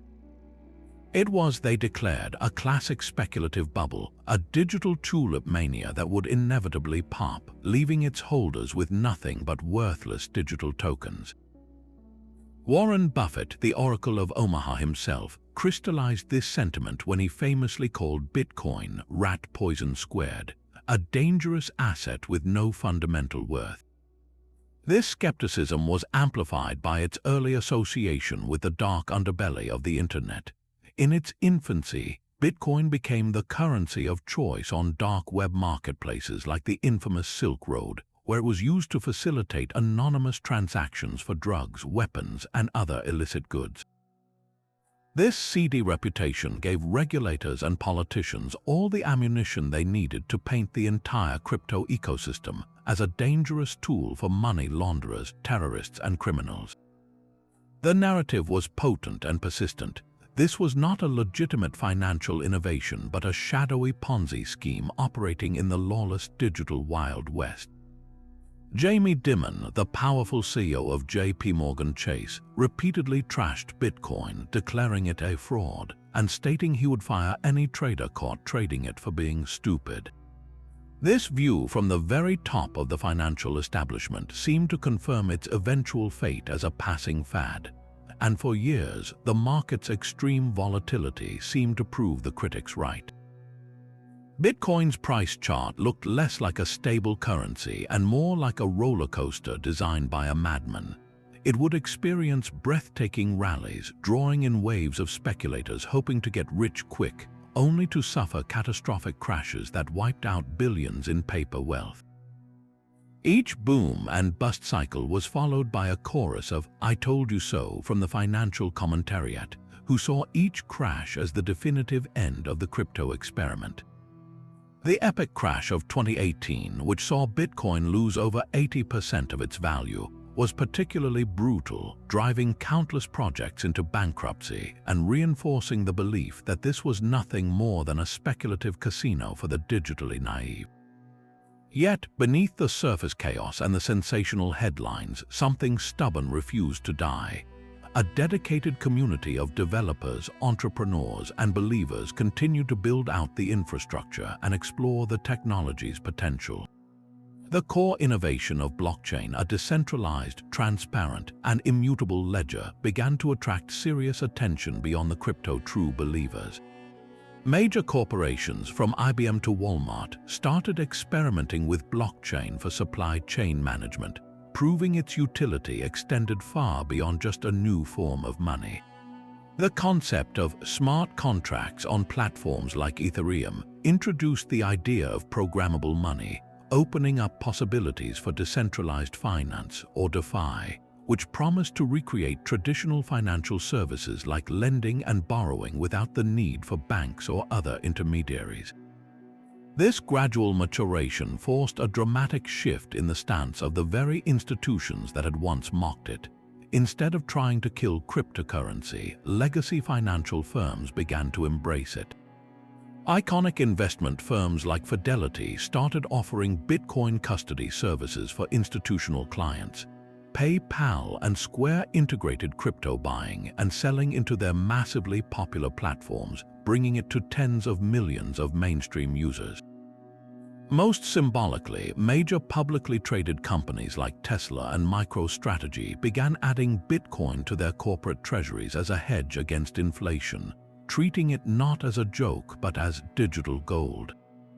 This institutional adoption provided a level of legitimacy and stability that was previously unthinkable, fundamentally altering the market structure. The most profound validation of all, however, has come from the very entities that cryptocurrency was originally designed to circumvent: central banks and governments. The rise of crypto has sparked a global arms race in the development of central bank digital currencies, or CBDCs. From China to the European Union, monetary authorities are now actively exploring and building their own digital currencies, a stunning admission that the technology underpinning crypto is here to stay and will shape the future of money. While CBDCs are fundamentally different from decentralized cryptocurrencies like Bitcoin, they are centralized and government-controlled. Their development is a direct response to the disruptive challenge that crypto posed. The prediction that cryptocurrency was a passing bubble has been thoroughly debunked by its own persistence and evolution. It has grown from an obscure cypherpunk experiment into a multi-trillion-dollar asset class that is forcing a complete re-evaluation of what money is, who controls it, and how it will function in the 21st century, proving that even the most radical ideas can move from the fringe to the foundation of our financial system. And if soaring to the stars or inventing new forms of money seemed like the final frontiers of human ambition, there was one domain we were certain would always remain exclusively, sacredly human: the realm of creativity itself. For generations, the prevailing wisdom was crystal clear. Artificial intelligence might eventually drive our trucks or analyze our data, but it could never truly create. It might be able to replicate patterns, but it could never understand beauty, feel melancholy, or experience the spark of inspiration that leads to a timeless symphony, a heart-wrenching novel, or a painting that captures the soul of an era. Creativity was our last castle, a fortress of the human spirit that no algorithm could ever breach. This wasn't just an opinion, it was a comforting article of faith for artists, writers, and musicians everywhere. This belief was rooted in a fundamental distinction between calculation and creation. We saw AI as the ultimate logic machine, brilliant at optimizing within defined parameters, but utterly incapable of the messy, intuitive, and deeply emotional process that defines art. An AI could, perhaps, compose a generic jingle by analyzing Chinese letter PROGRESSIONS of top 40 hits, but it could never write a song that made you cry with memories of a lost love.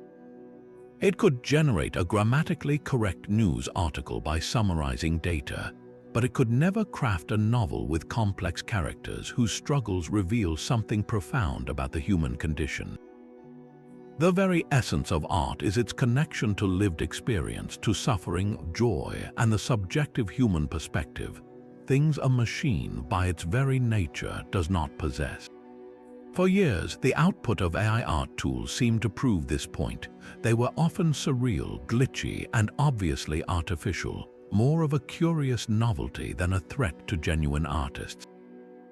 This comfortable certainty began to evaporate with terrifying speed around the year 2022. The catalyst was the sudden, explosive arrival of a new class of AI known as generative models. Platforms like DALL-E2, Midjourney, and Stable Diffusion did not follow pre-programmed rules. They learned the visual grammar of our world by analyzing billions of images scraped from the internet.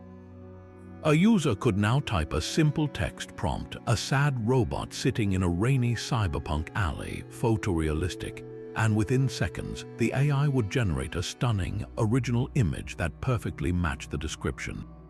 The quality was no longer a novelty. It was professional, breathtaking, and instantly accessible to anyone. Similarly, large language models like GPT began producing essays, poetry, and scripts that were not only coherent but often stylistically impressive and deeply persuasive. The creative world watched in a mixture of awe and horror. Suddenly, the barriers to entry for creating compelling visual content collapsed. A small startup could generate concept art and storyboards without hiring an illustrator. Authors began using AI to overcome writer's block or brainstorm plot ideas. The music industry saw tools emerge that could mimic the vocals of famous singers or generate entirely new compositions in any genre. This wasn't just a new tool like a better paintbrush. It was a factory that could produce an infinite supply of finished, customizable creative products at a speed and scale no human could ever match. The initial reaction was a predictable cycle of denial and dismissal, arguing that the art was derivative, that it lacked intent, or that it was simply a high-tech form of plagiarism.